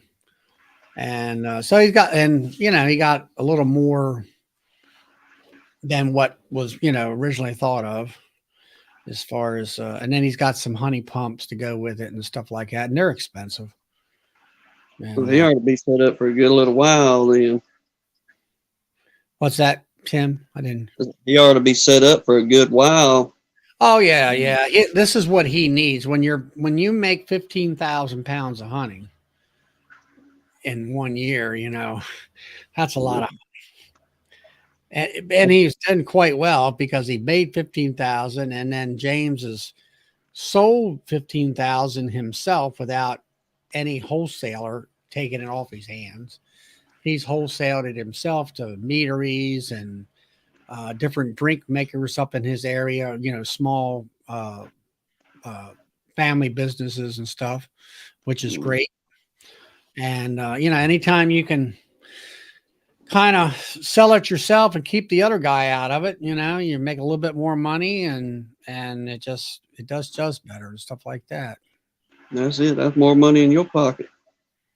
Yeah, that's right. And that was like, I don't know. I've said Thursday night. This week was my week. I broke the not that I was a goal of mine or anything. I was able to. I've sold 1,000 pounds of honey this week since the first of the year, and I'm looking possibly, let's say 1,100 by the time a pasteurization tank is what he says. I'm not sure what. I didn't think you had to pasteurize honey. So, to me, that's overheating the honey that shouldn't be done. That's the way I look at that. I'm not sure. You have to explain to me that. But anyway, I figure maybe by the end of the year I'll be close to 1,100 pounds sold, and I calculated averaging 20 pounds a week until the end of June. By that time, I should be harvesting honey again. I should have enough honey to get through the rest of the winter until the next harvest comes. And that's what I like to do without having to buy honey from anybody else. I'm glad you can help me out on this. I know you got Bob fixed up or helped him out with that the heating element or whatever it was for your warmer on your honey bottles. Oh yeah. What'd you get him set up with? My buddy was asking today, and I was telling him, I said, man, these dudes, they take old refrigerators and put lights in there, but I got to figure out the temperature control that they get. The controller you get off of Amazon, and it is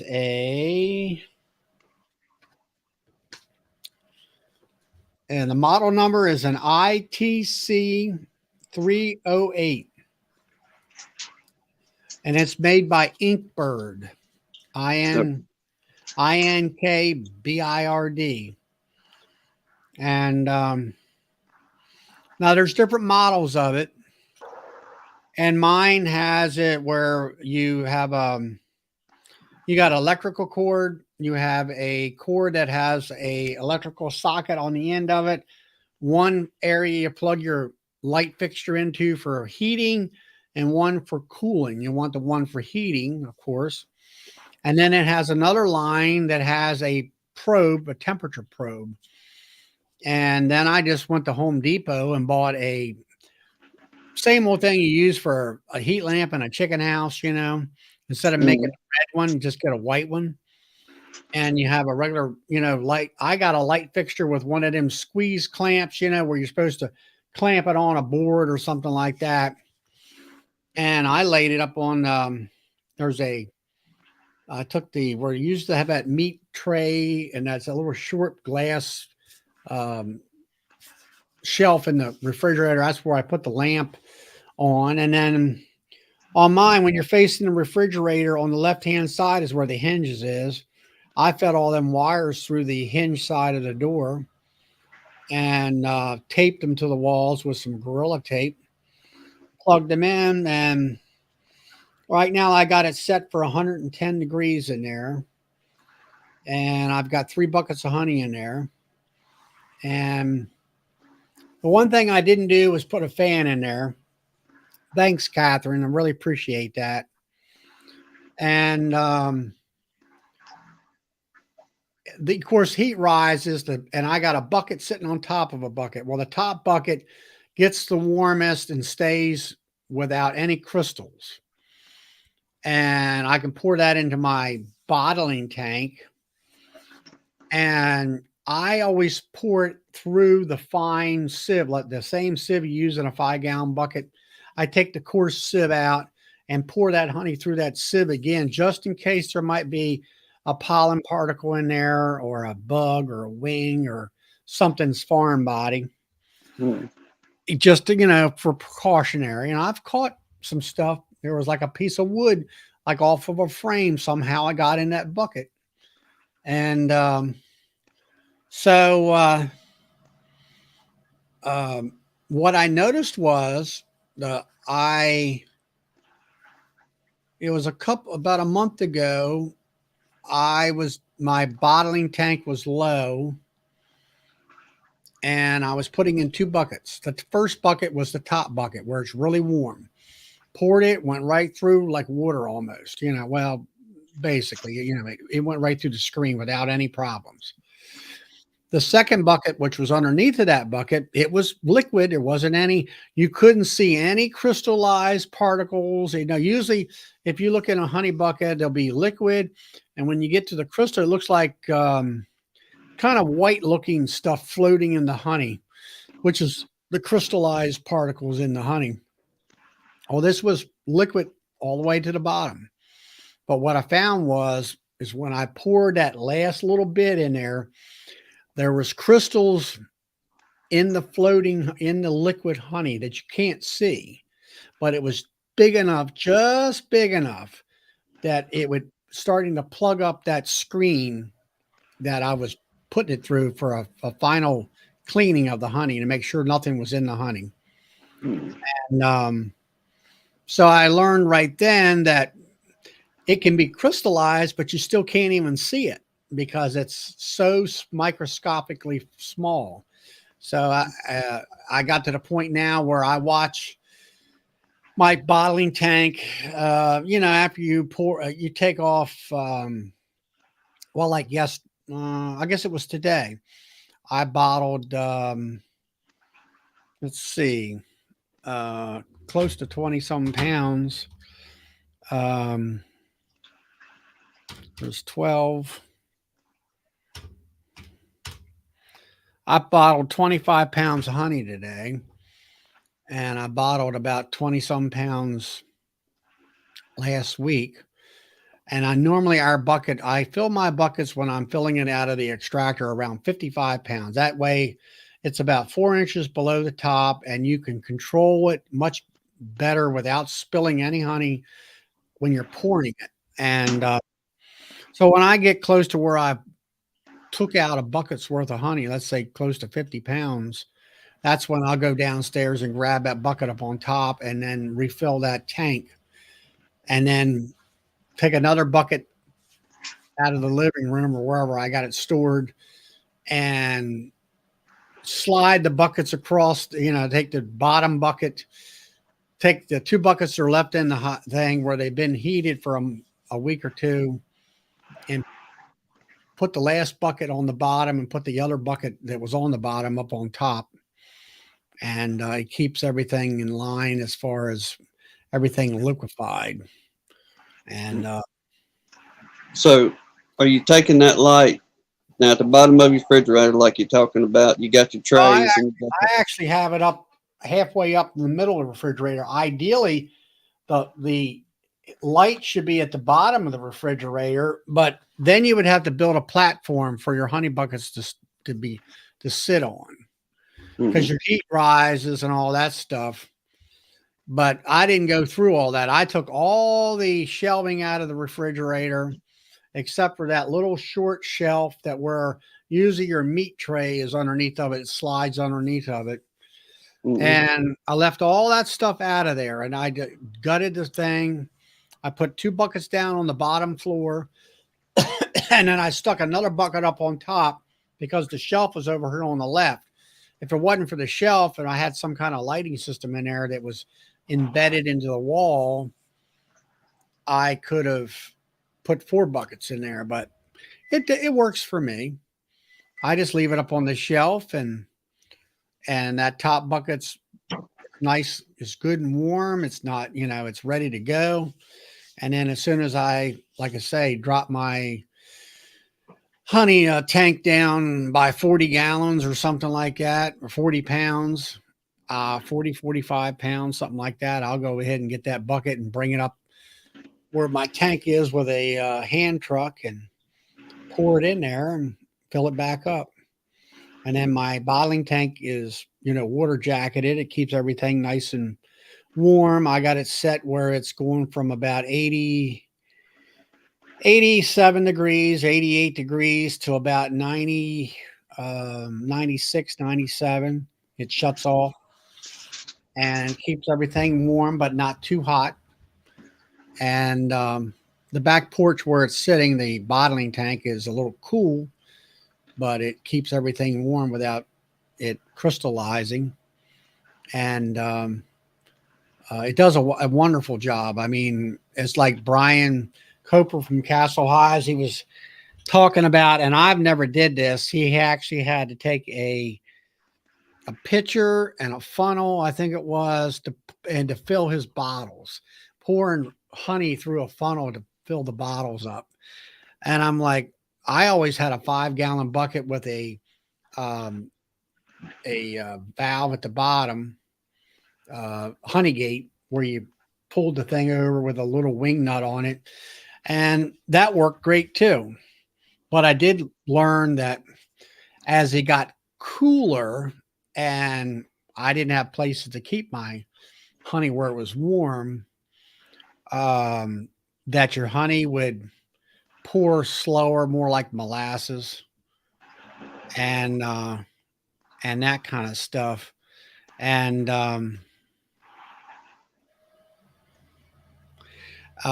so then I had a guy come in here who, this refrigerator that I'm using, it's workable. It will refrigerate. So I didn't want to damage it. He gave it to me because it was used and it had rust on the outside, and he was selling these types of units before COVID, and he gave it to me. And I turned it into I used the insulation. The bottom part is for my honey and the top part is for my incubator for my queens. It works out fine for all that. And the only problem is summertime when I'm not really heating I have to turn the bottom off because the heat rises and keeps the incubator a little bit too hot. And all that's the only downside of it. Incubator would be nice if I had a smaller unit where it was just designed just for that, being separated. And but it does a good job. Yeah, you have him.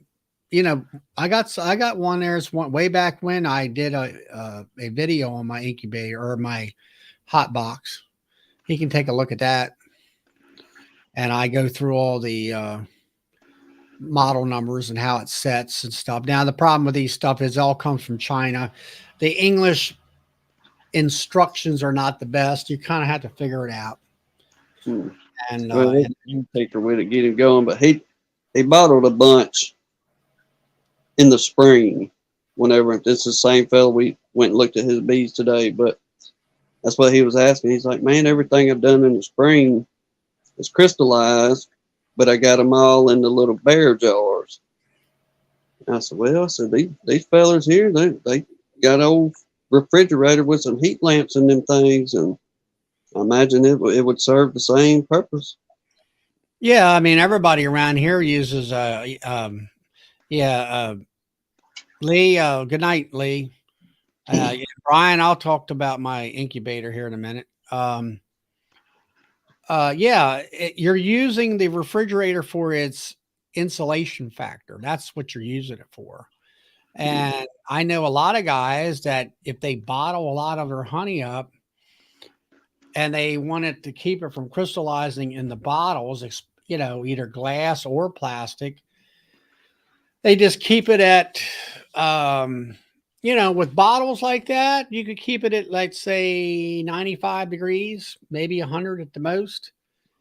And it just a regular, they don't even use, I know some guys don't even use a heat lamp. They actually use like 100-watt light bulb. It's enough heat in there that it puts off.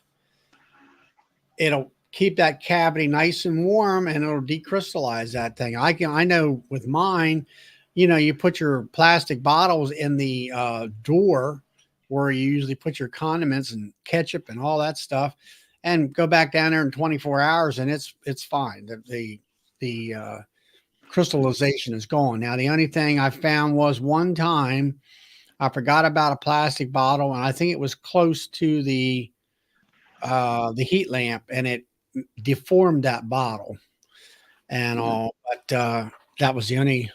Good night, Stone River. Good night. Um, and then Brian there from Flower Street, he uses a reptile heater bulb. Works great.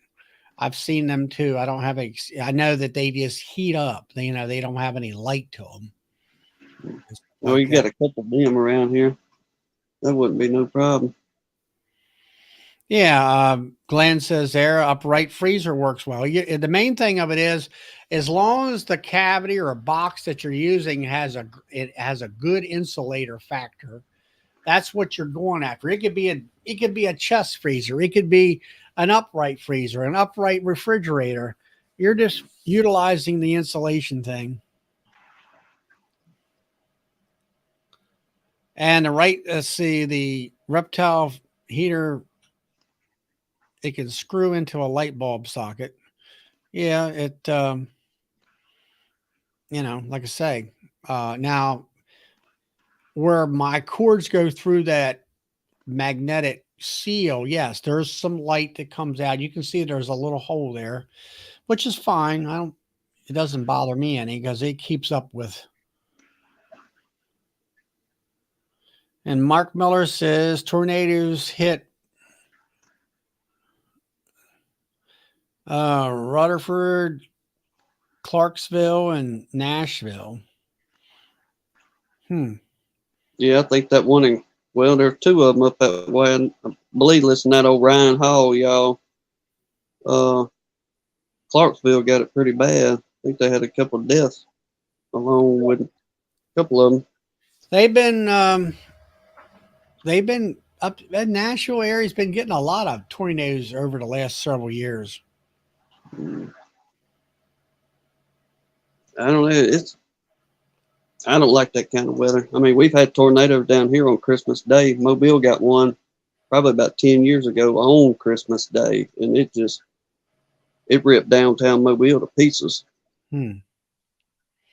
Glenn says he's got a quartz heater with a fan built in it, and he puts it at the bottom of the freezer. Right? Must have the upright freezer. Yeah, that's great too. And Pete's from Colorado. Hey, glad to see you, Pete. I don't know if this is your first time on the chat. Usually, yeah, and all. Yeah. So talking about your cord at the door, what'd you do? Just cut a little recess right there at that door? I just stuck it right through the side of the hinge side of the door between, when you close the door, you have that spongy magnet seal there. Well, the seal will seal right around those cords. Now there might, if the light is on inside, yeah, you might see a little bit of a light peeking out, but what little bit of heat comes out of there doesn't really matter. The light keeps up with it and all. Okay. So you just kept it simple. You plug that baby up and let's go. So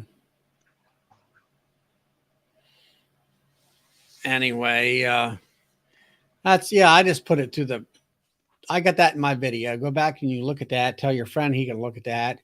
I just didn't want to damage the refrigerator. It wasn't necessary. I'll be back in a second. Just hold on there, Tim.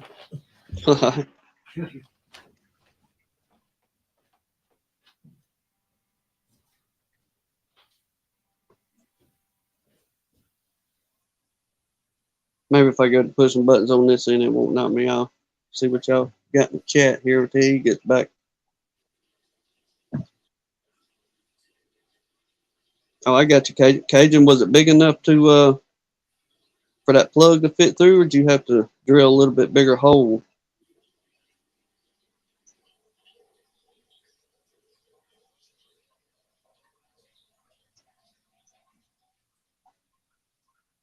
There we go. Yeah, like Russell said, to drill a hole and fill that thing with silicone.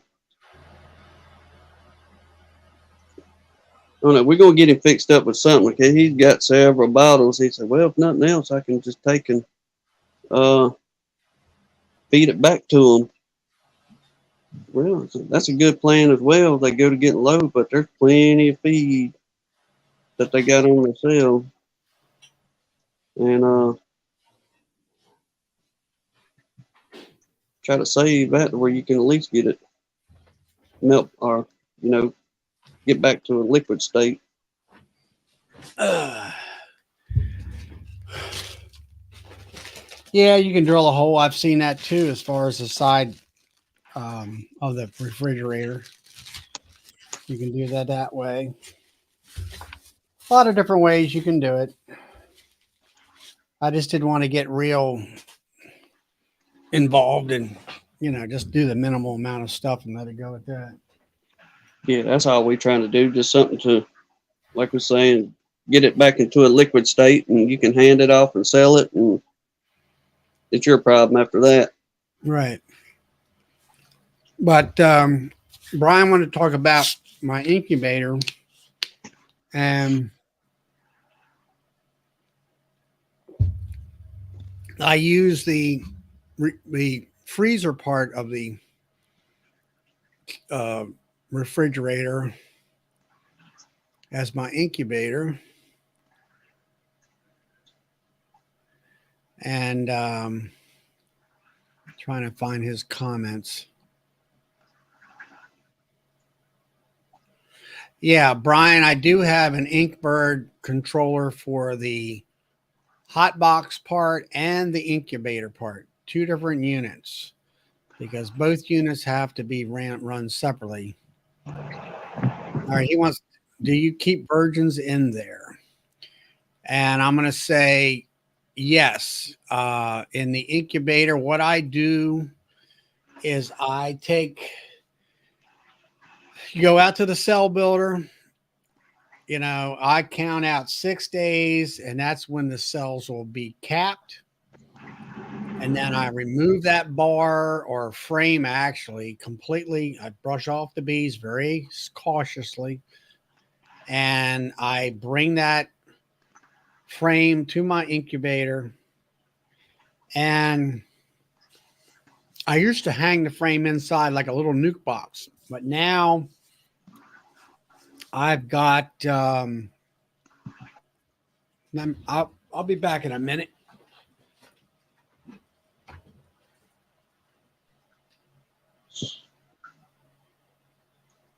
I was fixing to run and grab something, ask y'all's idea on it. Then Charlie takes off on me, but let him get back.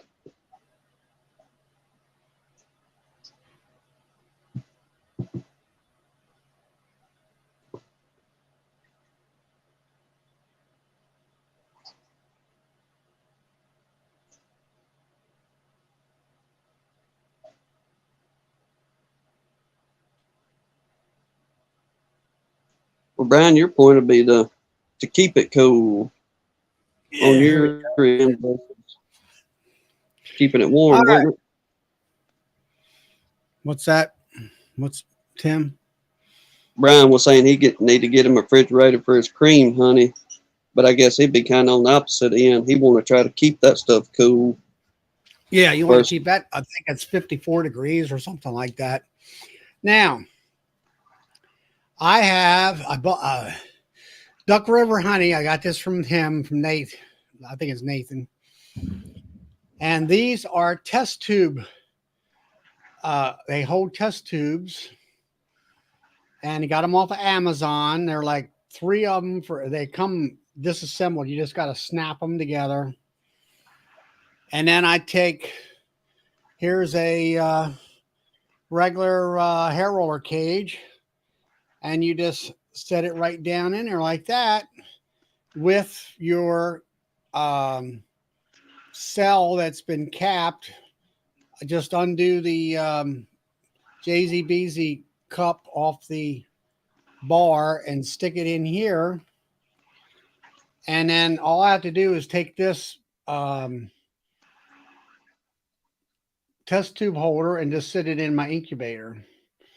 And then I hatch my virgins and they get into these into these hair roller cages. And I don't really try to keep them in the incubator. I try to, as soon as they're hatching, you kind of, if you time everything out, when they're going to hatch within hours, and or within a day or so.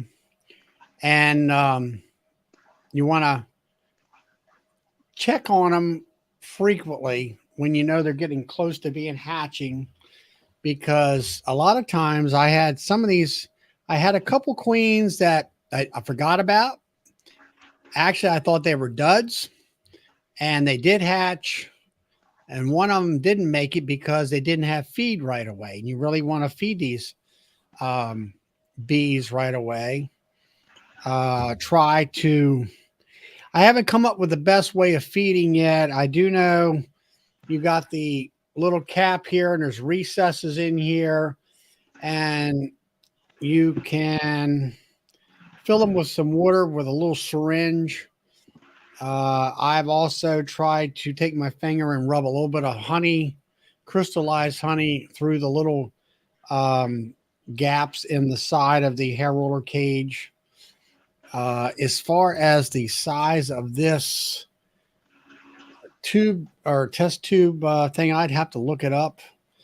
It's you have to make sure that you get the right size hole, because usually test tubes are real small, and I think these are actually measured in millimeters.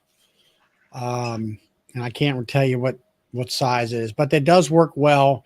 I did have a block of wood and take a what do you call it, a bit, and bore a hole to set those cages in, and they work fine. So do you use an incubator to hatch them out? Yes, I do. I take the cap cells, like you say, out of the cell builder. After they're, as soon as they're capped, I take them out of the cell builder. And one of the major reasons I did that and started using incubator, number one, having incubator in your house and checking on your queens. And let's say you want to sell cells or you want to sell virgins, they're easily accessible when you want them. All you got to do is go down, and for me to go into the basement of the house and say, okay, Mr. Customer, here's your queen. She's alive when you're leaving here. So if you do something to her or kill her, it's not my problem. Mm-hmm. And then the other main reason I hatch my queens or incubate my cells in the incubator, if you leave it in the cell builder, they will draw between the two cells on the bar. They will draw burr comb between the two cells. And trying to undo each cell, you'll break the cocoon and you've lost all your work in that little bit of time. And trying to cut that burr comb off of that cell with a razor blade is very time consuming.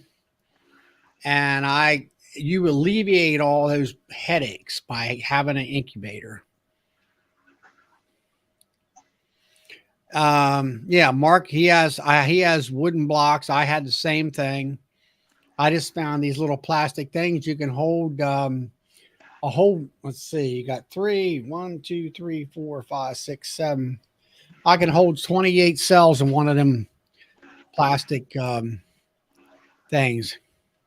Yeah, Brian, you got that webbing too. You got to get the webbing out. You got to get those cell frames, the queen frames out of there, out of the builder. That's what I found, and put them in an incubator. And I hatch them out, and you figure 6 days. It takes 6 days for the queen or the cells to be capped. And I think it takes 6 or 7 more days for the queens to hatch. And another thing you can do is you can let the cells incubate.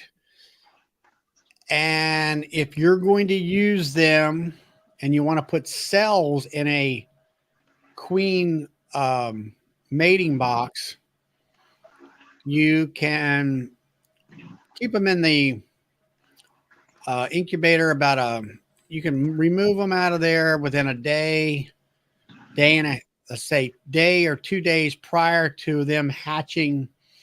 And then you can make a little indentation in the comb, put them right in the comb, right next to brood, wherever the brood is on your comb, on a 2-frame or a 3-frame incubator or cell builder, or not cell builder, but queen mating box on the frames along with the bees.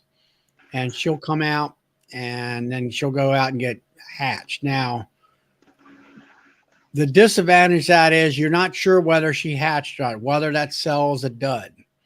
The advantage of back to the incubator is if you let them hash out in the incubator and then you got them in those hair roller cages and you take them out of that incubator, I always try to take them out there right away and put them in the hive within an hour or two after they hatch. And you know, when you don't have to do anything fancy, just walk them in, let them walk on into the front entrance, or take the lid off and walk them down in where, like, I have a hole there for a juice jar. Just let them walk down in there. They're virgins. They won't fight. They don't smell like a queen that's mated. And you know there was a virgin in there. So now you don't have to look. Once you put her in there, you can feed them, leave them alone for 2 weeks, and then come back in 2 weeks and check and see if you see eggs and larvae. And that just takes a lot of your guesswork. I hate guesswork and stuff. Well, Brian, take and do like Charlie's talking. Do your hair rollers and get you your tube holder. And I know we had talked before that y'all had a bearded dragon one time as well. But we'll get to some bees now. Y'all don't get lost on me. But year before last, we found out by accident. We just called it our poor man's incubator. And we had just, I think we ended up hatching over 30 queen cells doing this. But they was building them on the foundations. We was cutting them off. We had no idea what to do with them for the moment. We didn't have enough time to split where I'm going. But long story short, Brian, we took our aquarium that we had for the incubator portion. Instead of going to spend money on another incubator, we done this and hatched queens hand over fist doing this. But if you still got your aquarium and that basking light from your bearded dragon, brother, that's plenty to hatch them queens. We done it over and over and over again. And as long as you got them in those cages where they ain't meandering around, you can hatch them cells with that basking light and that aquarium. I mean, we done umpteen dozen of them that way. And I think of all the 30 queens that we did hatch, and every one of them got introduced to somewhere, but only 2 of them didn't take. But the rest of them, they went on.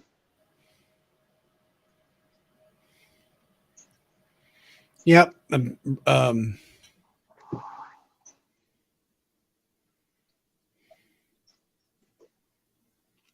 Your warming tank could be an incubator with that reptile light. That'd be good.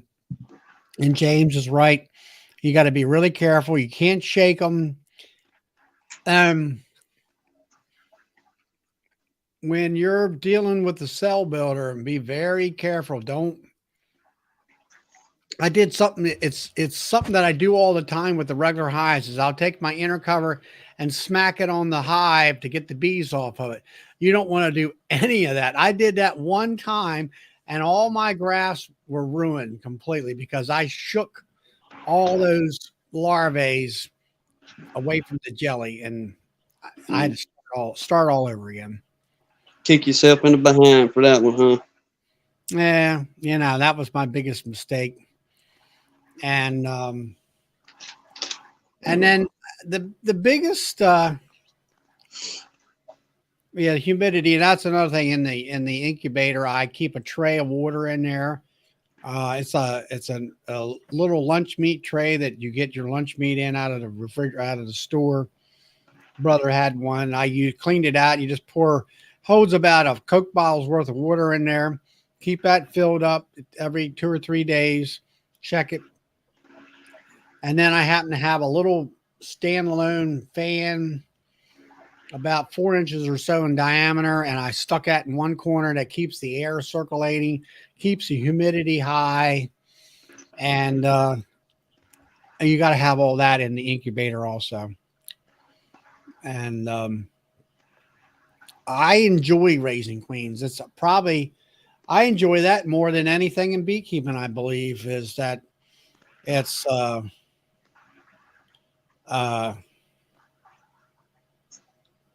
yeah, he has to keep the humidity because it's so dry for sure. And I find it very self-rewarding when you can, you graft and you let the bees do their work, and it's kind of a game between you and the bees. Did I get 90% capped, 95% capped, or 80 or 50?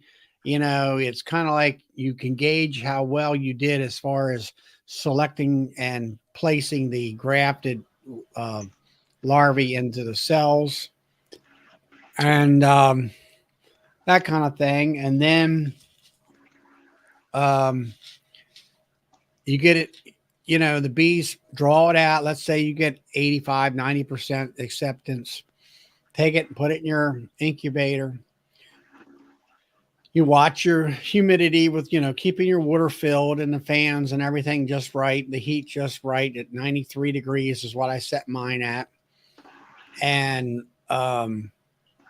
then your queens hatch. And it's like, yeah, look what I did. And the main thing is when this is a night cot system here, but with that cocoon, she'll try to go back up into that cocoon and get something to eat from the jelly that's left over. Well, you want to definitely tear down that cocoon or keep her in that cage, because she'll get stuck in that cocoon and she'll die up in there. So that's one of the pitfalls that you have to watch out. And then, like I say, well, as soon as I find them that they've hatched out, I try to get them out of the incubator right away and get them into a unmated two-frame. I have 2-frame mating boxes I want all that stuff pre-populated, and then you just walk the queens in, and then hopefully they get well mated, and then you have some beautiful hives and queens. And here's Ricky.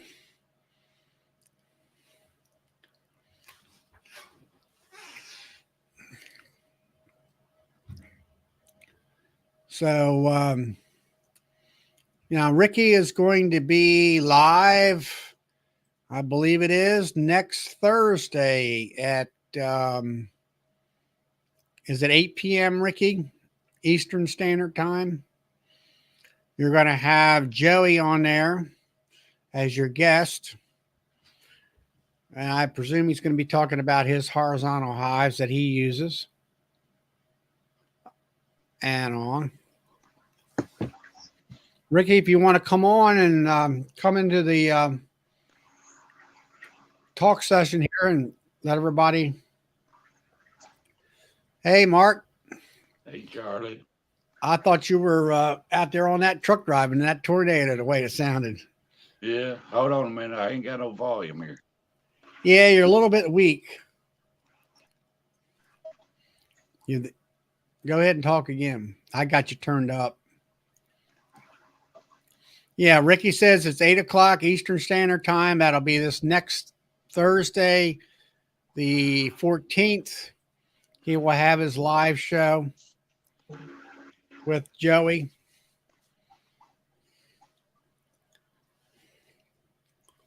He'll come back.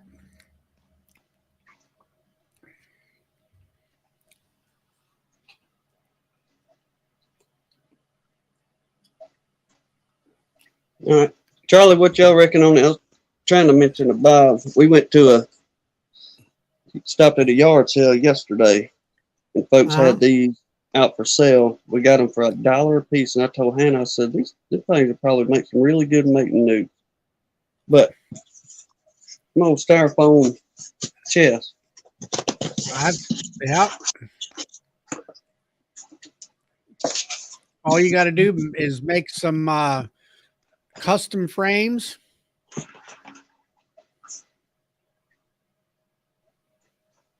Yeah, as soon as he gets back, Mark will be back. I think he's having trouble with his sound system. Yeah, all you would have to do with that is drill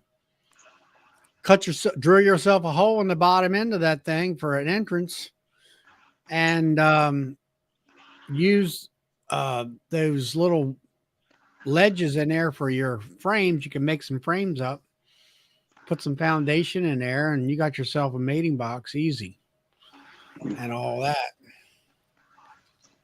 What we was talking about, I got several frames that I can just tinker with, where them wax moths got in and board, and but that'd be perfect for making some small starter frames and them little rascals. I was like, well, $1 a piece. I don't see why it'd hurt, and we'll try it out and see what happens. Now, and Brian you could use barbecue skewers. That there's a guy in Florida that does that, and also Tucka Bees, she uses them thing. Here, let's see if he's got back. Here we go. Any good? I can't hear. You can't hear me?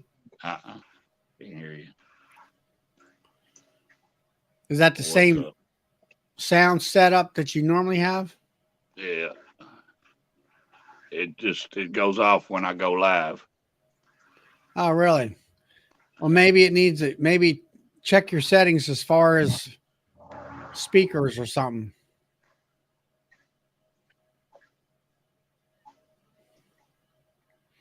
One, two, three. How about that, Mark? Test. Test, can hear test. We can hear you, but it's low volume.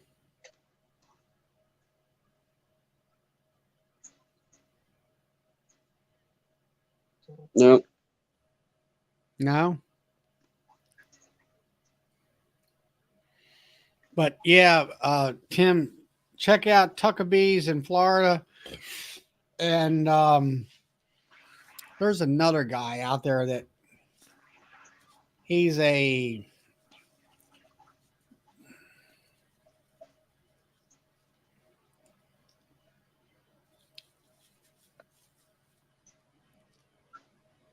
I gotta figure this out, Charlie.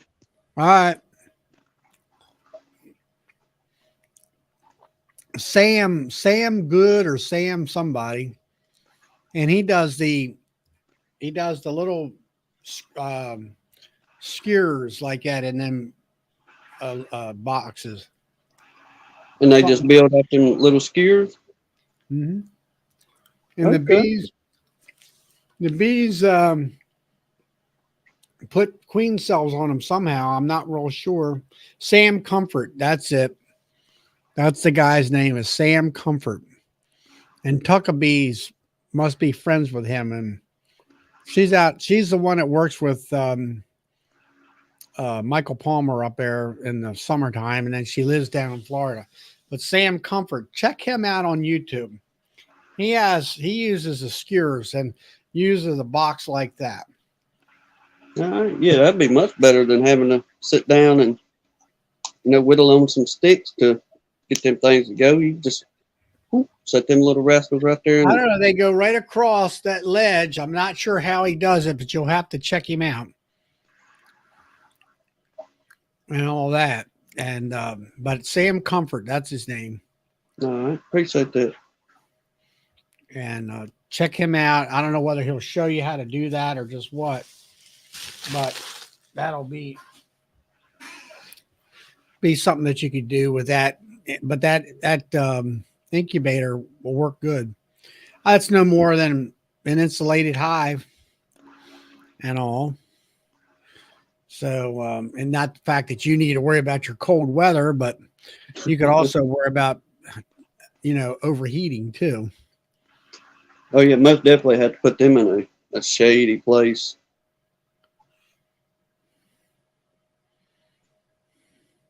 And James talks about he got a humostat and temperature gauge off of for the incubator off of Amazon, and it was pretty cheap or not too expensive. And all that. Let's see what else we got going on in the chat here.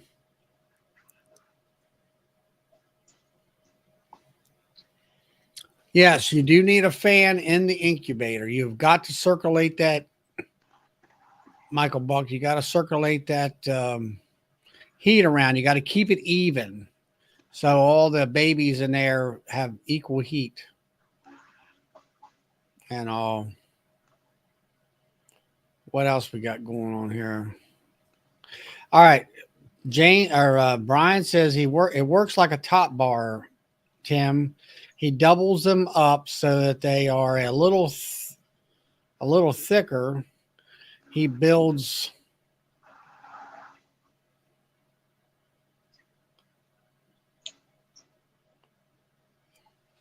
he builds super cheap square boxes that are a lot like a worry hive size.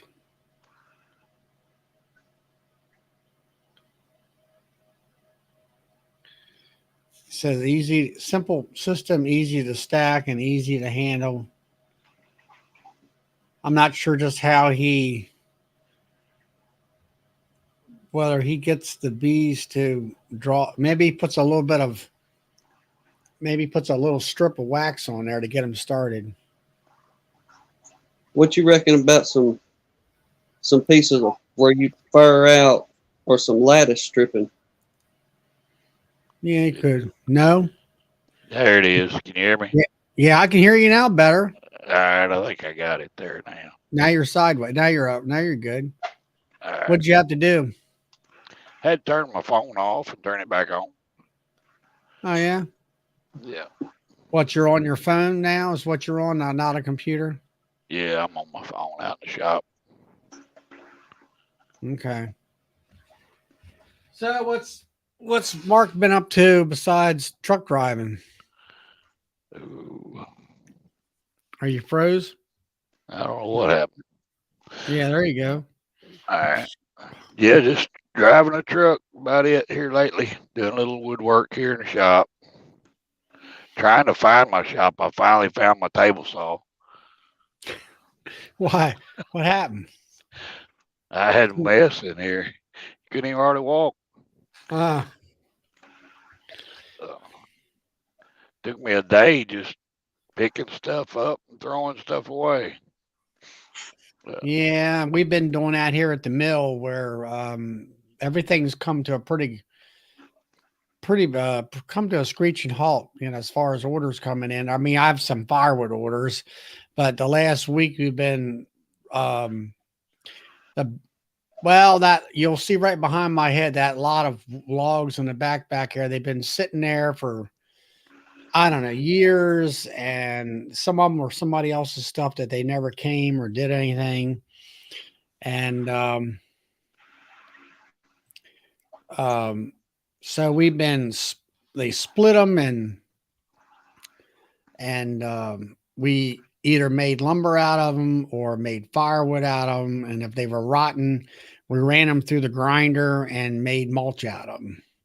So we're finally cleaning up our place and get rid of all the organizing and, getting, put the stack of junk here and the stuff that's usable lumber trees here and stuff like that. And James said he's been doing a truck driving all week, if you've been following his thing. Yeah. 2,500 miles worth of driving down to Mississippi and back. And Tim, I didn't know whether you've seen it in the chat, but he said he was sorry just wasn't able to make it over to your place to see y'all and where you were living at. And he said because of all that bank problems, hopefully they got all that straightened out by now. Yeah, that was a mess. I figured I'd see him running up and down 55, but I never did see him. He went out toward Denver. Yeah. And Well, we appreciate you. Maybe we can get with you at one of these events sometime. Get with everybody. But we know how it is. You on a business trip, my friend. Yeah. A long ways to go.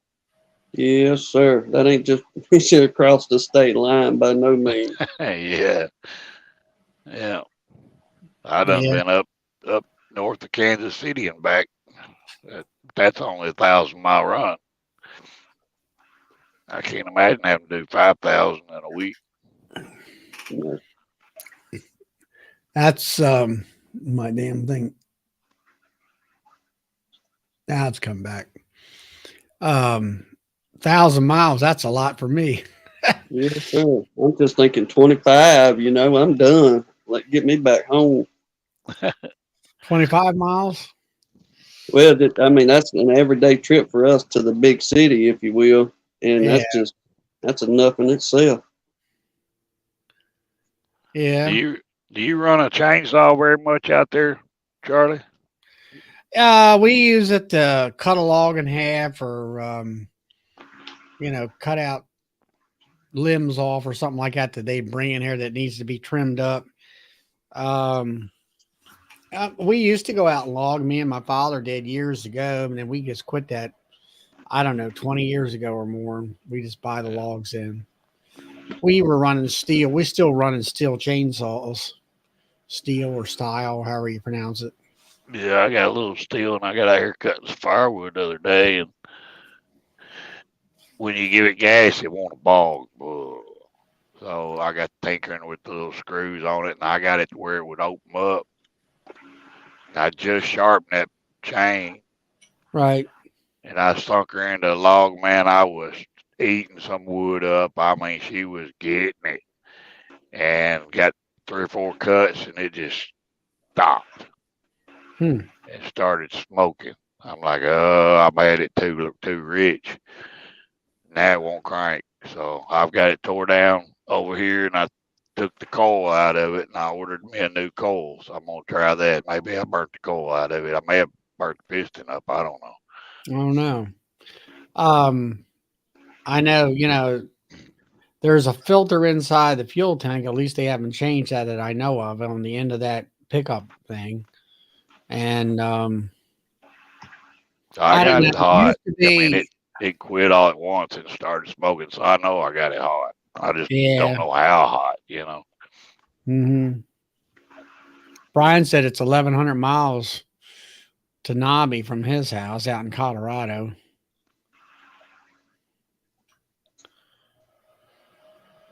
So we We had look some at bad weather here today. It got pretty bad in places. I know Rutherford, it tore the fire department all to crap over there. Really? Uh, Is that Nashville, they had a big explosion in Nashville. It hit some kind of gas distillery or something over there. mm-mm. And Clarksville got hit pretty bad. They tore it up. Several people got killed over there, I think. But where was that at? Clarksville, over by the Air Force Base. Okay. Yeah, it's Dresden got hit. I don't know who else. Pretty good sized tornadoes. They talk. Hmm. So they tear their, I guess, tore their, I don't know, probably be on the national news Yeah, and yeah, all that. especially Clarksville. I'm sure it'll be on there. They got hit pretty hard. Clarksville. Hmm. Yeah, I'm thinking of Cooksville. That's what I'm thinking about. Um, I guess it was regular funnel type clouds, I guess, and it tore up houses or whatever, Yeah, all yeah. that stuff. Said that was a big explosion somewhere around Nashville. I don't know where that's at exactly. Where it hit that gas place. I don't know. Must have been Three Oaks said it. They had warnings and the sirens went off, but no touchdowns where they're at. Three Oaks, where are you at? I think he's down south of there.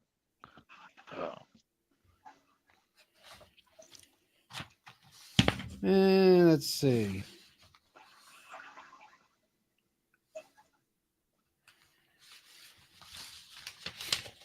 I don't know. I haven't got him on my list yet. But yeah, it seemed like you guys in Tennessee around the Nashville area, an hour south of Nashville. Um, it seemed like it's been hitting a lot of tornadoes in that area there more so than normal. Yeah. Used to be you never heard too much of that No. and all that. Last few years, it's right around December, around Christmas, seems like. Mm-hmm. Used to tornadoes was in early spring, when it was starting to warm up. Mm-hmm. Let's see. Valley View. Oh, I see where he's at now. But yeah,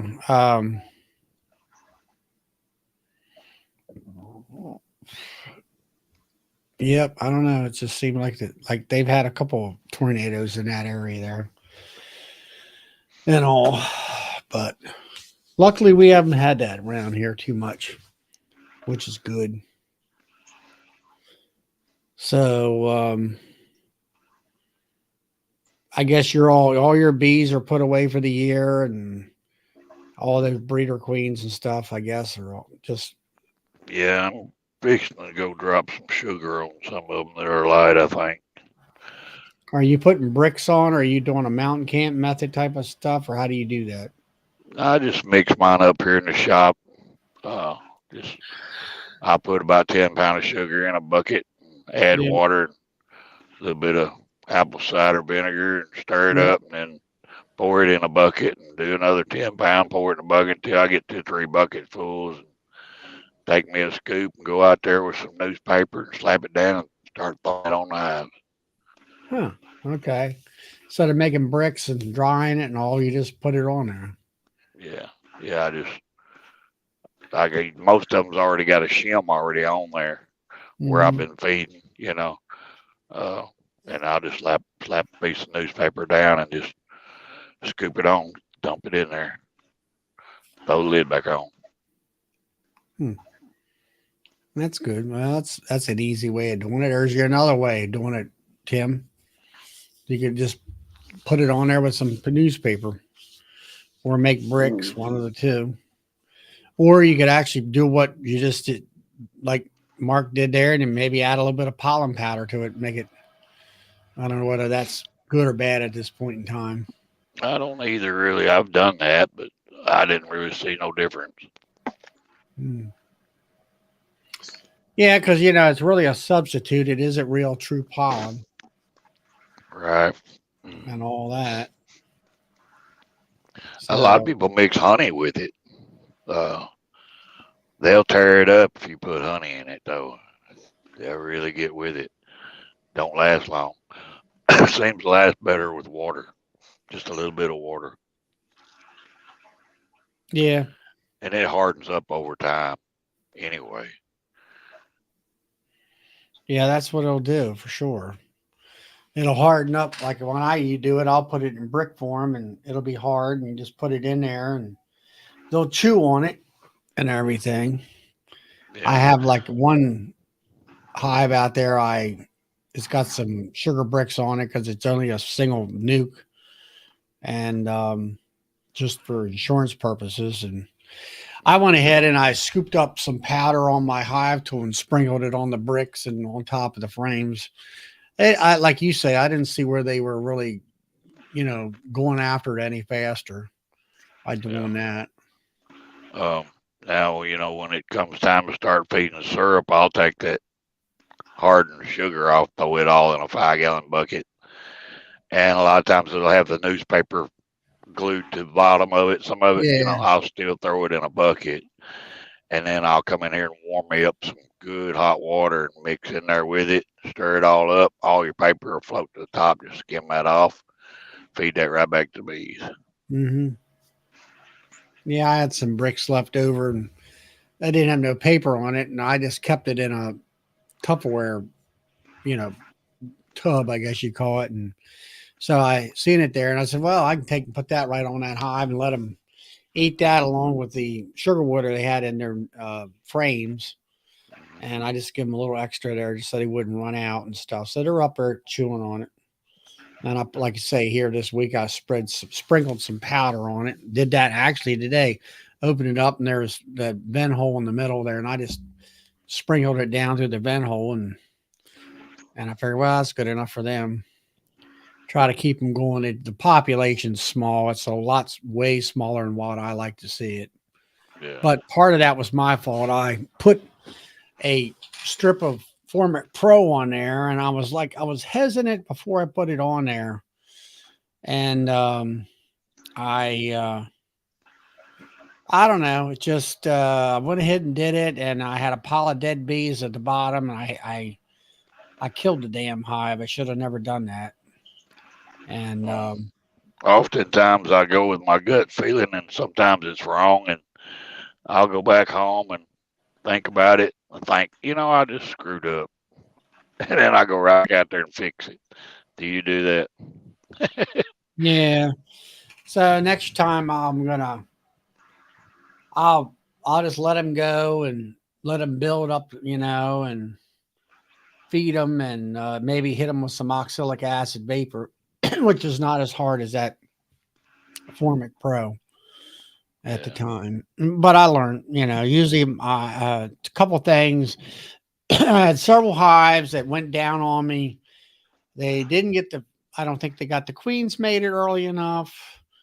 And I made splits. I really didn't make the splits, but I was trying to, well, I guess you would call it making splits. I made them a little bit late, and they just didn't have enough months to, you got to have several brood hatches in order to really build them things up and get them ready for winter.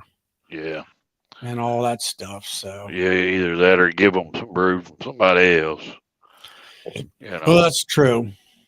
These were all deep frames, so I didn't have a lot of what would you call it, extra frames to do that, because most of my stuff is always medium. Yeah. And all that. So anyway, but that's about it for what's here, doing it here or nothing. So well, guys, it's that time of year. huh? Yeah. That time of year. Yeah. So well, it's 10:30 and it's the weekend and whatever. I think I'm going to go ahead and end the chat. I didn't mean to cut everybody off here as soon, but I need to do some stuff tomorrow anyway. So I'm going to go ahead and end the stream and hope everybody had a good time. We're down to about 30 people now from about 50 or 60. So everybody, I enjoyed it. Appreciate you. Yeah, well, I wanted to do something tonight, and Larimer's back. Well, I'm just about ready to shut down Larimer, but I wanted to do something a little tonight. I know Bob is real busy with his mom and that situation, and I know a lot of the folks here on the chat like to come on and chat with each other and all that kind of stuff. So that's why I did it tonight. Could have went to another music show tonight, but I just didn't feel like going to it, not spending that kind of money to go to it anyway. Hit the like button. Easy sugar frame video. I don't know what that. I do have a sugar frame video. Yes, I'm not sure what James is talking about there. So and then thanks, Carl. Hopefully everything's doing well with you. And all that. All right, I'm going to go ahead and shut the stream down and all that. So we'll see y'all later. Y'all take care. Bye, y'all.